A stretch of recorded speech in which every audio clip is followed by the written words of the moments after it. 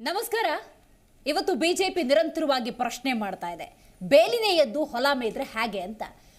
ವಾಲ್ಮೀಕಿ ನಿಗಮದ ಹಗರಣ ಆಯಿತು. ಸಚಿವರಾಗಿದ್ದಂತಹ ನಾಗೇಂದ್ರ ಅವರು ತಮ್ಮ ಸ್ಥಾನಕ್ಕೆ ರಾಜೀನಾಮೆಯನ್ನ ಕೊಟ್ಟಿದ್ದಾರೆ.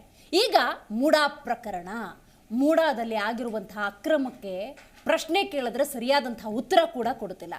ತನಿಖೆ ಅಂದ ಸಂದರ್ಭದಲ್ಲಿ ಹಿರಿಯ IAS ಅಧಿಕಾರಿಗಳನ್ನು ಇಟ್ಕೊಂಡು ತನಿಖೆ ಮಾಡ್ತಿದ್ದಾರಲ್ಲ, ಈ ತನಿಖೆಯ ಮೂಲಕವೂ ಕೂಡ ಪ್ರಕರಣವನ್ನು ಮುಚ್ಚುವಂತಹ ಪ್ರಯತ್ನವನ್ನು ಮಾನ್ಯ ಸಿದ್ದರಾಮಯ್ಯನವರು ಮಾಡ್ತಿದ್ದಾರೆ. ನಿವೃತ್ತ ನ್ಯಾಯಮೂರ್ತಿಗಳು ಅಥವಾ ಒಂದು CBI ತನಿಖೆಯೂ ಆಗಿದ್ರೆ ತನಿಖೆ ನಿಷ್ಪಕ್ಷಪಾತವಾಗಿ ಆಗ್ತಿದೆ ಅಂತ ನಾವು ನಂಬೋದಿತ್ತು. ಆದರೆ ಇಂಥ ಯಾವುದೇ ಬೆಳವಣಿಗೆಗಳನ್ನು ಒಪ್ಪಿಕೊಳ್ಳುವುದಕ್ಕೆ ಸಿದ್ಧವಿಲ್ಲ ಅಂತ ಹೇಳಿ ಬಿಜೆಪಿ ನಿರಂತರವಾದ ಹೋರಾಟವನ್ನು ಮಾಡ್ತಾ ಇದೆ. ಅಸಲಿಗೆ ಸಿದ್ದರಾಮಯ್ಯನವ್ರಿಗೂ ಈ ಮೂಡಾ ಸೈಟ್ಗೂ ಏನು ಸಂಬಂಧ? ನಿಜಕ್ಕೂ ಅವರ ಪತ್ನಿಯ ಹೆಸರಿಗೆ ಮಂಜೂರಾಗಿರುವಂತಹ ಜಾಗ ಅಕ್ರಮದ್ದ? ಹೀಗೆ ಹಲವಾರು ಪ್ರಶ್ನೆಗಳು ಖಂಡಿತವಾಗ್ಲೂ ಉದ್ಭವವಾಗುತ್ತೆ. ಇದರ ಬಗ್ಗೆ ಕೂಲಂಕುಷವಾಗಿ ಇವತ್ತಿನ ನಮ್ಮ ಕಾರ್ಯಕ್ರಮದಲ್ಲಿ ಚರ್ಚೆ ಮಾಡೋಣ. ನಾನು ದಿವ್ಯಶ್ರೀ.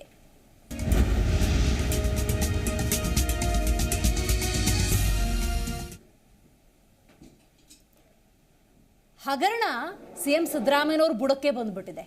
ಇಷ್ಟು ದಿವಸಗಳ ಕಾಲ ಪರಿಸ್ಥಿತಿ ಬೇರೆ ಇತ್ತು. ಯಾವುದೋ ಒಂದು ಹಗರಣ ಅಥವಾ ಯಾವುದೋ ಒಂದು ಸಮಸ್ಯೆಯನ್ನು ಬಿಜೆಪಿಯವರು ಧ್ವನಿ ಎತ್ತಿ ಅದಕ್ಕೆ ಪ್ರತಿಭಟನೆಯ ಮೂಲಕವೋ ಮಗದೊಂದು ಮಾರಿಯದ ಮೂಲಕವೋ ಪರಿಹಾರವನ್ನು ಕಂಡುಕೊಳ್ಳುವಂಥ ಪ್ರಯತ್ನ ಇತ್ತು. ಅದರಲ್ಲಿ ವಾಲ್ಮೀಕಿ ಹಗರಣ ನಾವು ತಗೊಂಡ್ರು ಕೂಡ ಅಲ್ಲಿ ಸಚಿವರ ತಲೆದಂಡವೇ ಆಗಿದೆ, ಮತ್ತೊಂದು ಕಡೆ ತನಿಖೆ ಆಗ್ತಾ ಇದೆ. ಬಟ್ ಇದು ವಿಷಯ ಹಂಗಲ್ಲ. ಯಾಕಿದು ಗಂಭೀರ ಸ್ವರೂಪ, ಯಾಕಿದು ಇವತ್ತು ಚರ್ಚಾ ವಿಷಯ ಆಗಿದೆ ಅಂದರೆ, ಇದು ಮಾನ್ಯ ಘನತೆವಿತ್ತ ಮುಖ್ಯಮಂತ್ರಿಗಳಿಗೆ ಸಿದ್ದರಾಮಯ್ಯನವರಿಗೆ ಸಂಬಂಧಪಟ್ಟಂತಹ ವಿಚಾರ ಆಗಿದೆ. ಹಾಗಾಗಿ ಪ್ರತಿಪಕ್ಷ ಬಿಜೆಪಿ ಕೇಳ್ತಿರೋದೊಂದೇ, ನೈತಿಕ ಹೊಣೆ ಅನ್ನೋದಿರುತ್ತೆ.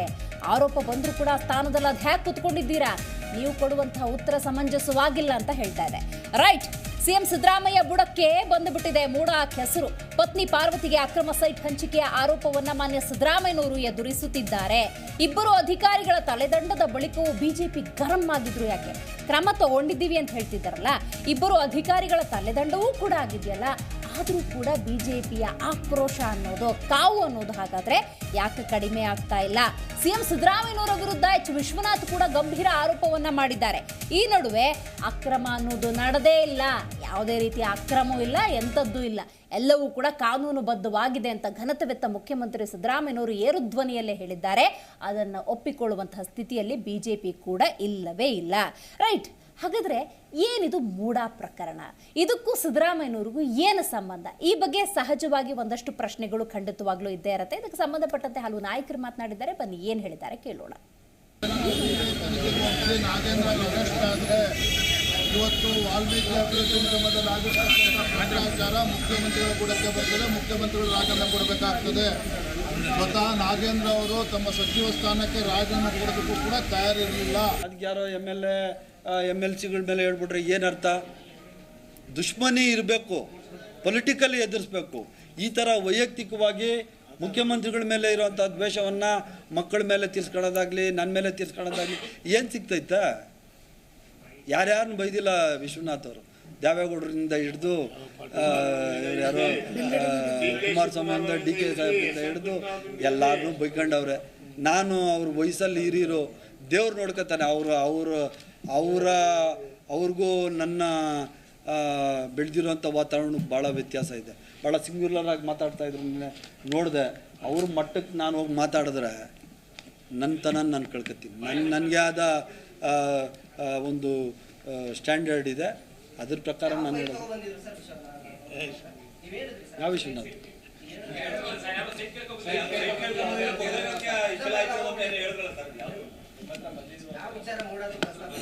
4 ವಾರ ಆಗಲಿ, 4 weeks ಇಲ್ಲಪ್ಪ. ಯಾವುದು ಅಕ್ರಮವಾಗಿ ಯಾವುದೂ ಇಲ್ಲ ರೀ. ನಾನು ಸುಮ್ಮನೆ ನಾನು ಹೇಳೋಕ್ಕೆ ನಾನು ಇಷ್ಟಪಡೋಲ್ಲ, ಸುಳ್ಳು ನಾನು ಹೇಳೋಕ್ಕೆ ಇಷ್ಟಪಡೋಲ್ಲ.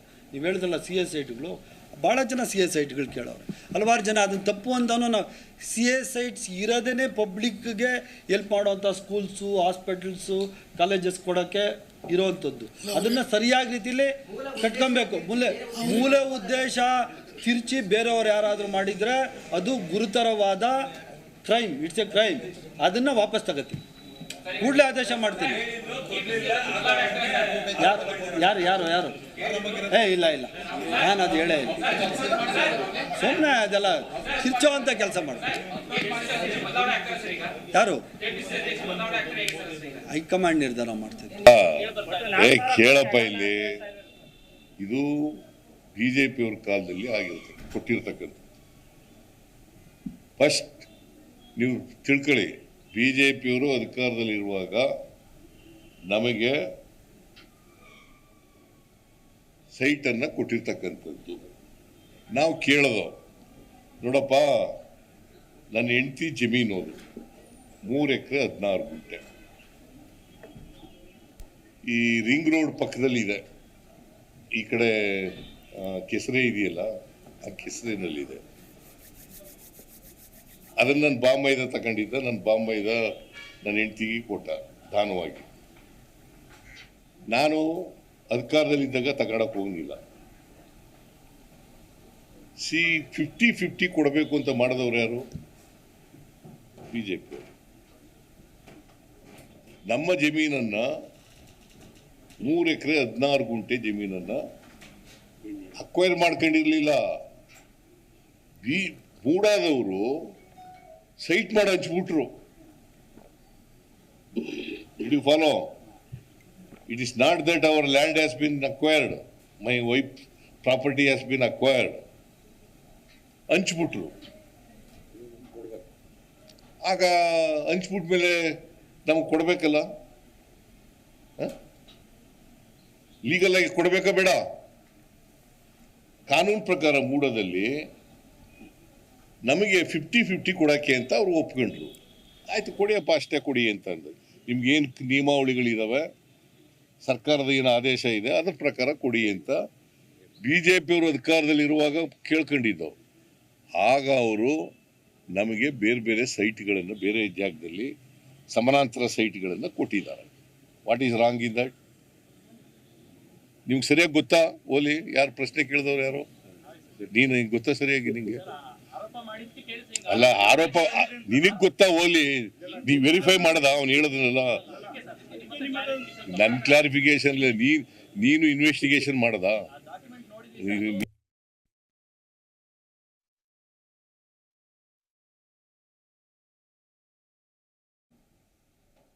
ಸಿದ್ದರಾಮಯ್ಯನವ್ರು ಮಾತಾಡೋ ಶೈಲಿ ನೋಡಿದ್ರೆ ನಿಜಕ್ಕೂ ಕೂಡ ಅನ್ಯಾಯ, ಅಕ್ರಮ ಅನ್ನೋದು ಆಗೇ ಇಲ್ಲ ಅನ್ನುವ ಅರ್ಥದ ಮಾತುಗಳನ್ನು ಆಡ್ತಿದ್ದಾರೆ. ಆದರೆ BJPಯ ಹೋರಾಟ ನೋಡಿದ್ರೆ ಮಾನ್ಯ ಮುಖ್ಯಮಂತ್ರಿಗಳು, ಘನತೆವೆತ್ತ ಮುಖ್ಯಮಂತ್ರಿಗಳೇ ಈ ಅಕ್ರಮದಲ್ಲಿ ಪಾಲುದಾರರಾಗ್ಬಿಟ್ಟಿದ್ದಾರಲ್ಲ. ಅವರ ಕುಟುಂಬಕ್ಕೆ, ಅವರ ಧರ್ಮಪತ್ನಿಗೆ ಸೇರಿದಂತಹ ಜಾಗದಲ್ಲಿ ನೋಡಿ ಅಕ್ರಮ ಎಸಗಿದ್ದಾರಲ್ಲ. ಮಾನ್ಯ ಮುಖ್ಯಮಂತ್ರಿಗಳೇ ಹೆಂಗಾಗ್ಬಿಟ್ರೆ ಬೇರೆಯವರ ಪಾಡೇನು, ಜನಸಾಮಾನ್ಯರು ಬದುಕೋ ಹಾಗೆಲ್ವ? ಹೀಗೆ ಹಲವಾರು ಪ್ರಶ್ನೆಗಳು ಸಹಜವಾಗಿ ಉದ್ಭವ ಆಗುತ್ತೆ. ಸಹಜವಾಗಿ ನಿಮ್ಮೆಲ್ರಿಗೂ ಕೂಡ ಈ ಪ್ರಕರಣ ಗೊತ್ತೇ ಇದೆ, ಏನಿದು ಮೂಡ ಹಗರಣ ಅಂತ ಹೇಳಿ. ಬಟ್ ಈ ಬಗ್ಗೆ ಮಾತಾಡಲಿಕ್ಕೆ ಮೊದಲನೇದಾಗಿ YEP ರಾಷ್ಟ್ರೀಯ ಅಧ್ಯಕ್ಷರಾಗಿರುವಂಥ ಶಾಬಾಸ್ ಖಾನ್ ಅವರಿದ್ದಾರೆ. ಸ್ವಾಗತ ನಿಮಗೆ. ಇನ್ನು ನಮ್ಮ ಕಾರ್ಯಕ್ರಮದಲ್ಲಿ ಕಾಂಗ್ರೆಸ್ ವಕ್ತಾರರಾಗಿರುವಂಥ ಕೋಗಿಲು ವೆಂಕಟೇಶ್ ಅವರಿದ್ದಾರೆ. ನಮಸ್ಕಾರ. AP ವಕ್ತಾರರಾಗಿರುವಂಥ ಡಾಕ್ಟರ್ ಕೇಶವ್ ಕುಮಾರ್ ಇದ್ದಾರೆ. ನಮಸ್ಕಾರ. BJP ವಕ್ತಾರರು ಗೋವಿಂದರಾಜು ಅವರಿದ್ದಾರೆ. ನಮಸ್ಕಾರ. BJP ವಕ್ತಾರರಿಂದನೇ ಆರಂಭ ಮಾಡ್ತಾ ಇದ್ದೀನಿ. ಸಿದ್ದರಾಮಯ್ಯನವ್ರು ಮಾತಾಡಿದ್ದನ್ನು ಗಮನಿಸಿದ್ರಿ. ಅವ್ರು ಮಾತಾಡಿದ್ರೆ ಎಲ್ಲಾಗಿದೆ ಅಕ್ರಮ, ಎಲ್ಲವೂ ಸರಿಯಾಗೇ ಇದೆ. ಕಾನೂನು ತಂದೂರು ಯಾರು 50-50 ಅಂತ? BJP ಅವ್ರು ತಾನೆ. ಎಲ್ಲವೂ ಸರಿಯಾಗೇ ಇದೆ ಅನ್ನೋ ಅರ್ಥದ ಮಾತುಗಳಾಗ್ತಿದ್ದಾರೆ. ಬಟ್ ನಿಮ್ಮ ಹೋರಾಟ ನೋಡಿದ್ರೆ, ಯಾಕೆ ನಿಮ್ಮ ಹೋರಾಟ ಅಂತ ನಾನು ಕೋಟ್ ಮಾಡಿ ಹೇಳ್ತಾ ಇದ್ದೀನಿ ಅಂದರೆ, ವಾಲ್ಮೀಕಿ ನಿಗಮದ ಹಗರಣ ಆದಾಗ ನಿರಂತರ ಹೋರಾಟದ ಪ್ರತಿಫಲವೋ ಏನೋ, ಸಚಿವ ಸ್ಥಾನದಲ್ಲಿದ್ದಂತಹ ನಾಗೇಂದ್ರ ಅವರ ತಲೆದಂಡ ಆಗುತ್ತೆ, ಅವರ ಸ್ಥಾನದಿಂದ ಕೆಳಗಿಳಿಬೇಕಾಗತ್ತೆ. ಈಗ CM ಸಿದ್ದರಾಮಯ್ಯನವರ ಬುಡಕ್ಕೆ ಹೋಗಿದ್ದೀರಿ, ಪ್ರಶ್ನೆ ಕೇಳ್ತಾ ಇದ್ದೀರಿ, ಏನು ಅಕ್ರಮ ಆಗಿದೆ, ಅಂಥದ್ದೇನು ತಪ್ಪು ಮಾಡಿದ್ದಾರೆ? ನೋಡಿ ಮೇಡಮ್, ಈಗ ನೀವು ಹೇಳಿದ್ರಿ 50-50 ಅನುಪಾತದಲ್ಲಿ ಅವರಿಗೆ ಬರ್ತಕ್ಕಂಥ ಸೈಟನ್ನು ತಗೊಂಡಿದ್ದಾರೆ.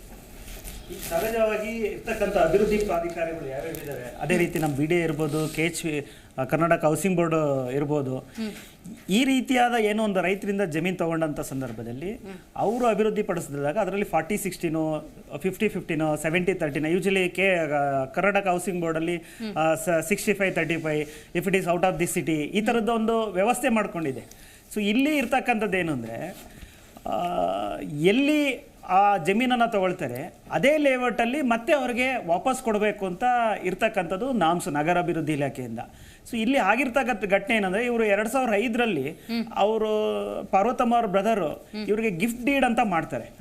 ಆ ಲ್ಯಾಂಡ್ ಅನ್ನ ಅರ್ಶನ ಕುಂಕುಮಕ್ಕಂತಲೋ ಇಲ್ಲ ಗಿಫ್ಟ್ ಅಂತಲೋ ಯಾವುದೋ ಒಂದು ಸಂಬಂಧಿತ ಆಧಾರದ ಮೇಲೆ ಅವ್ರು ಮಾಡ್ತಾ ಇದ್ದಾರೆ, ದಾನಪತ್ರ. ಸೊ ಇದ್ರ ಅದೇ ರೀತಿ ಹಿನ್ನೆಲೆಗೆ ಹೋದ್ರೆ ಸೊ ಅವ್ರಿಗೆ ಆನ್ಸಿಸ್ಟ್ ಪ್ರಾಪರ್ಟಿ, ತಂದೆ ಪ್ರಾಪರ್ಟಿನ ಗಿಫ್ಟ್ ಮಾಡೋದಕ್ಕೆ ಅನ್ನೋ ಪ್ರಶ್ನೆ ಎಲ್ಲ ಉದ್ಭವ ಆಗುತ್ತೆ. ಸೊ ಇದು ಅವರು ಕ್ಲಾರಿಫಿಕೇಶನ್ ಅವರೇ ಕೊಡ್ಲಿ, ಈ ಪ್ರಾಪರ್ಟಿ ಹೇಗ್ ಬಂತು, ಅಲ್ಲಿ ಕೊಡೋದ್ರಿಂದ ಆ ದೇವನೂರು ಬಡಾವಣೆ ಅಂತ ಏನು ಡೆವಲಪ್ ಆಗುತ್ತೆ ಮೈಸೂರಿನಲ್ಲಿ, ಆ ಒಂದು ಬಡಾವಣೆ ಆದ್ಮೇಲೆ ಅದೇ ಬಡಾವಣೆಯಲ್ಲಿ ಇವ್ರು ಬರ್ತಕ್ಕಂಥ ಶೇರನ್ನ ಪಡೆಯುವಂತ ಹಕ್ಕು ಅವ್ರಿಗೆ ಇದ್ದೇ ಇರುತ್ತೆ, ಅದರಲ್ಲಿ ಪ್ರಶ್ನೆ ಇಲ್ಲ.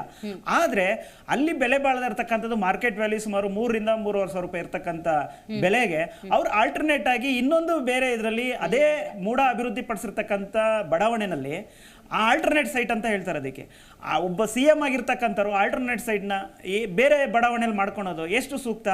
ಅಂದ್ರೆ ಇವರೆಲ್ಲ ಒಂದ್ ಕಡೆ ಅವ್ರದ ಒಂದು ಇನ್ಫ್ಲೂಯೆನ್ಸ್ ಇಂದಲ್ಲ ಇನ್ನೊಂದು ಅಧಿಕಾರಿಗಳ ಮೇಲೆ ಒತ್ತಡ ಹಾಕಿ ಭವಿಷ್ಯ ಮಾಡ್ಕೊಂಡಿರ್ಬೋದು.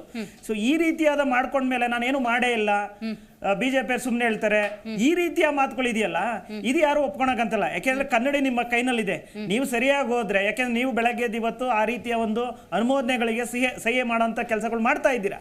ಸೊ ಯಾವ ಒಂದು ಪ್ರಾಜೆಕ್ಟ್ ಅಲ್ಲಿ ಯಾವ ರೀತಿಯಾದ ಒಂದು ಬೆಳವಣಿಗೆ ಆಗ್ಬೇಕು ಅನ್ನೋದು ಸ್ಪಷ್ಟವಾಗಿ ನಿಮಗೆ ನಿದರ್ಶನಗಳು ನಿಮ್ಮ ಮುಂದೆ ಇರುತ್ತೆ.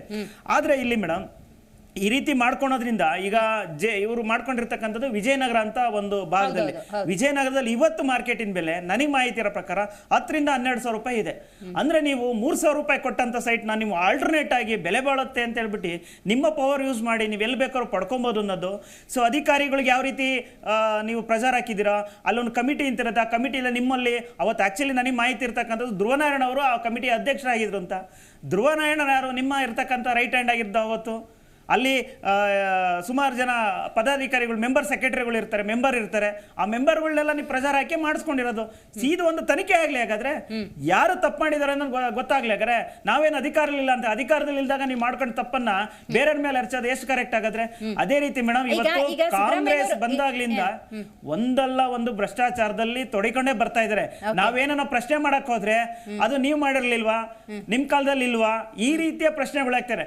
ಈಗ ಏನೇ ಇದ್ರು ನಿಮ್ಗೆ ಬದಲಾವಣೆಗೆ ಈ ರಾಜ್ಯದ ಜನತೆ 136 ಸೀಟ್ ಕೊಟ್ಟು ಎಲ್ಲವನ್ನು ಬದಲಾವಣೆ ಮಾಡ್ತೀರಾ, ಈ ರಾಜ್ಯವನ್ನು ಅಭಿವೃದ್ಧಿ ಮಾಡ್ತೀರಾ ಅಂತ ನಿಮ್ಗೆ ಅವಕಾಶ ಮಾಡಿಕೊಟ್ಟಿದ್ದಾರೆ. ಆದ್ರೆ ನೀವೇನ್ ಮಾಡ್ತಾ ಇದ್ದೀರಾ? ಇವತ್ತು ವಾಲ್ಮೀಕಿ ಅಭಿವೃದ್ಧಿ ನಿಗಮದಲ್ಲಿ ಸುಮಾರು 187 ಕೋಟಿ ಇರ್ತಕ್ಕಂಥ ಹಣವನ್ನ ಏಕಾಏಕಿ ಯಾವುದೇ ಒಂದು ಪೂರ್ವ ತಯಾರಿಯ ಡಾಕ್ಯುಮೆಂಟೇಶನ್ ಇಲ್ಲದೆ, ಒಂದು ಕ್ರಿಯಾ ಯೋಜನೆ ಇಲ್ದಲೆ, ಒಂದು ಎಸ್ಟಿಮೇಟ್ ಇಲ್ದಲೆ ನೀವು ಯಾವುದೇ ಒಂದು ಅಭಿವೃದ್ಧಿ ಕೆಲಸಕ್ಕೆ ದುಡ್ಡನ್ನು ಟ್ರಾನ್ಸ್ಫರ್ ಮಾಡಿಲ್ಲ. ನೀವು ಮಾಡಿರ್ತಕ್ಕಂಥದ್ದು ಕೇವಲ ನಿಮ್ಮ ಬೇಕಾದ ಕಂಪನಿಗೆ ಟ್ರಾನ್ಸ್ಫರ್ ಮಾಡಿ ಅದು ನಿಮಗೆ ಕ್ಯಾಶ್ ಆಗಿ ಕನ್ವರ್ಟ್ ಆಗೋದಿಲ್ಲಿ. ಒಂದು ವೈನ್ ಶಾಪಲ್ಲಿ ನಿಮಗೆ ಕ್ಯಾಶ್ ಆಗಿ ಕನ್ವರ್ಟ್ ಆಗುತ್ತೆ, ಇನ್ನೊಂದು ಚಿನ್ನದ ಅಂಗಡಿಯಲ್ಲಿ ನಿಮ್ಗೆ ಕ್ಯಾಶ್ ಆಗುತ್ತೆ. ಸೊ ಈ ರೀತಿ ವ್ಯವಸ್ಥೆ ಯಾವ ಸರ್ಕಾರಿ ದಾಖಲೆಗಳಲ್ಲಿದೆ, ಯಾವ ಆಯೋಗದಲ್ಲಿ ನೀವು ಅಪ್ರೂವ್ ಮಾಡ್ಕೊಂಡಿದ್ರೆ, ಯಾವಾಗ ಬಿಲ್ ಪಾಸ್ ಮಾಡ್ಕೊಂಡಿದ್ದೀರಾ? ಸರ್ಕಾರಿ ಹಣವನ್ನ ಜನರು ಕಟ್ಟಿರ್ತಕ್ಕಂಥ ತೆರಿಗೆ ದುಡ್ಡನ್ನ ನೀವು ನಿಮ್ಗೆ ಇಷ್ಟ ಬಂದಿದ್ದು ಕಂಪ್ನಿ ಟ್ರಾನ್ಸ್ಫರ್ ಮಾಡ್ಕೊಂಡು ಇಷ್ಟ ಬಂದಾಗ ನೀವು ಎಲ್ಲಿ ಬೇಕಾದ್ರೂ ಕ್ಯಾಶ್ ಆಗಿ ಕನ್ವರ್ಟ್ ಆಗೋದಾದ್ರೆ ನೀವು ಭ್ರಷ್ಟಾಚಾರ ಮಾಡ್ತಾ ಇದ್ದೀರಾ ಇಲ್ವಾ? ನೀವು ನೇರವಾಗಿ ಒಪ್ಕೊಬೇಕಲ್ವಾ? ನೀವು ಒಪ್ಕೊಂಡ್ಲಿಲ್ಲ ಅಂತಂದ್ರೆ ನೀವು ಮಾಡ್ತಾ ಇರ್ತಕ್ಕಂಥದ್ದು ಭ್ರಷ್ಟಾಚಾರದಲ್ಲಿ ನಿಮ್ಮ ಹಣವನ್ನ ನೀವು ನಿಮ್ಮ ಹೈಕಮಾಂಡ್ ಕಳಿಸ್ತಾ ಇದ್ದೀರಾ, ರಾಹುಲ್ ಗಾಂಧಿ, ಸೋನಿಯಾ ಗಾಂಧಿ ಕಳಿಸ್ತಾ ಇದ್ದೀರಾ, ಇಲ್ಲ ನೀವು ಆ ರಾಜ್ಯದ ಚುನಾವಣೆ ವೆಚ್ಚಕ್ಕೆ ಕಳಿಸಿದ್ರ? ಅದು ನೀವು ಸ್ಪಷ್ಟಪಡಿಸಿ. ಯಾಕೆಂದ್ರೆ ನೀವು ಆರ್ಥಿಕ ಸಚಿವರಾಗಿ ಒಂದು ಆರ್ಥಿಕತೆಯ ಮೇಲೆ ನಿಮ್ಗೆ ಎಲ್ಲ ಒಂದು ಕಂಟ್ರೋಲ್ ಇರುತ್ತೆ. ಇದನ್ನೆಲ್ಲ ಬಾಯ ಬಿಡಕ್ಕೆಲ್ಲ ಆಗತ್ತೆ ಈ ತರ. ಈಗ ನೋಡಿ ಮೇಡಮ್, ಕಾಂಗ್ರೆಸ್ನವ್ರಿಗೆ ಇವತ್ತೇನಾಗಿದೆ ಅಂದ್ರೆ ನಾವೇನೇನು ಹೇಳಕೊಳ್ರೆ ನೀವು ಮಾಡಿಲ್ವಾ ಅಂತಾರೆ. ನಾವು ಮಾಡಿದ್ದೆ ಏನೋ ಇದು ಅನ್ನೋದಕ್ಕಿಂತ ನೀವು ಬಂದಾದ್ಮೇಲೆ ನೀವೇನ್ ಮಾಡ್ತಾ ಇದ್ದೀರಾ? ಒಳ್ಳೆ ಒಳ್ಳೆ ಆಡಳಿತ ಕೊಡ್ಲೇಬೇಕು ಜನರಿಗೆ ಇರ್ತಕ್ಕಂಥದ್ದು. ಆದ್ರೆ ಜನರ ದುಡ್ಡನ್ನ ನೀವು ಎಲ್ಲಿ ಬೇಕಾದ್ರೂ ಕಳಿಸ್ಬೋದು, ಎಲ್ಲಿ ಬೇಕಾದ್ರೂ ತುಂಬಿಸ್ಬೋದು, ನಿಮ್ ಹೈಕಮಾಂಡ್ ಜಾಬ್ ತುಂಬಿಸ್ಬೇಕು ಅನ್ನೋದಾದ್ರೆ ನೀವು ಯಾವ ನೈತಿಕತೆಯಿಂದ ಇವತ್ತು ಆಡಳಿತದಲ್ಲಿ ಇದ್ದೀರಾ? ಕೇಶವ್ ಅವರೇ, ಸಿದ್ದರಾಮಯ್ಯನವರು ಅಂದ್ರೆ ಕ್ಲೀನ್ ಇಮೇಜ್, ಕ್ಲೀನ್ ಹ್ಯಾಂಡ್, ಈ ತರದ ನಡುವೆ ಈ ಮೂಡ ಅವರ ಧರ್ಮಪತ್ನಿ ಹೆಸರಲ್ಲಾಗಿರುವಂತಹ ಸೈಟ್ ಹಂಚಿಕೆ ಅನ್ನೋದು ಅವರ ಈ ರಾಜಕೀಯ ಸುದೀರ್ಘ ರಾಜಕೀಯ ಜೀವನಕ್ಕೆ ಒಂದು ಕಪ್ಪು ಚುಕ್ಕೆ ಅಂತ ಹೇಳೋದಕ್ಕೆ ಸಾಧ್ಯವಾ? ಹೌದು, ಇದು ಆಕ್ಚುಲಿ ನೋಡಿರ್ತೀವಿ. ಇವತ್ತು ಸಿದ್ದರಾಮಯ್ಯ ಅವ್ರ ಸ್ಟೇಟ್ಮೆಂಟ್ ನೋಡ್ತಾ ಇದೀವಿ ನಾವು. ಅವ್ರು ಇಲ್ಲಿ ಏನು ಆಗೇ ಇಲ್ಲ ಅಂತ ನಿರಾಳವಾಗಿ ಹೇಳ್ತಾ ಇದ್ದಾರೆ. ಅವರು ಸ್ಪಷ್ಟವಾಗಿ ಹೇಳ್ತಾ ಇದ್ದಾರೆ, ನಮಗೆ ಹೌದು ಇಲ್ಲಿ ಜಮೀನು ಹೋಗಿತ್ತು, ಅಲ್ಲಿ ಆಲ್ಟರ್ನೇಟ್ ಸೈಟ್ ಸಿಕ್ಕಿದೆ ಅಂತ. ಆದರೆ ಒಂದು ವಿಷಯ ಇವರು ಹೇಳ್ದಾಗೆ ಅಲ್ಲಿನ ಬೆಲೆ ಏನು, ಇಲ್ಲಿನ ಬೆಲೆ ಏನು? ಇಲ್ಲಿ ಹೆಚ್ಚು ಬೆಲೆ ಇರೋದು ಈಗ ಹೆಂಗಂದ್ರೆ ಬೆಂಗಳೂರಲ್ಲಿ ಇದೀವಿ ನಾವು, ಎಲ್ಲಿ ನಾಡಪ್ರಭು ಕೆಂಪೇಗೌಡ ಲೇಔಟ್ ಬಿಡದಿಯಲ್ಲಿ ಮಾಡ್ತಿದ್ದಾರೆ. ಅಲ್ಲಿರೋರಿಗೆ ಇಲ್ಲಿ ಡಾಲರ್ಸ್ ಕಾಲೋನಿಯಲ್ಲಿ HSR ಲೇಔಟಲ್ಲಿ ಕೊಟ್ಟರೆ ಹೆಂಗಿರುತ್ತೆ ಸೈಟು? ಇಲ್ಲಿನ ಬೆಲೆ ಏನಿದೆ, ಅಲ್ಲಿನ ಬೆಲೆ ಏನಿದೆ? ಅದ್ರ ಡಿಫ್ರೆನ್ಸ್ CM ಆಗಿರೋರು ಇವ್ರಿಗೆ ಗೊತ್ತಿಲ್ವಾ? ಜಾಣತನದಿಂದ ಅದನ್ನು ಮರೆಮಾಚ್ತಾ ಇದ್ದಾರೆ. ಮತ್ತೆ ಇನ್ನೊಂದಂದ್ರೆ ಈ ಒಂದು ಸ್ಕ್ಯಾಮ್ ಏನೋ ಇವತ್ತೇನು ಹೇಳ್ತಿದ್ದಾರೆ BJP ಕಾಲದಲ್ಲಿ ನಡೆದಿದ್ದು ಅಂತ, ಈ ಒಂದು ಮುಡಾ ಸ್ಕ್ಯಾಮ್ ಒಂದು ಏನು ಹೇಳ್ತಿದೆಯಲ್ಲ ಇದು ಸ್ಪಷ್ಟವಾಗಿ ತೋರಿಸುತ್ತೆ ಈ BJP ಕಾಂಗ್ರೆಸ್ ಅನ್ನೋದು ವಿಧಾನಸಭೆಯಲ್ಲಿ ವಿರೋಧ ಪಕ್ಷ ಆಡಳಿತ ಪಕ್ಷಗಳಷ್ಟೇ, ಹೊರಗಡೆ ಇವರು ಬಿಸ್ನೆಸ್ ಪಾರ್ಟ್ನರ್ಸ್ ಇನ್ ಕರಪ್ಷನ್ ಅಂತ.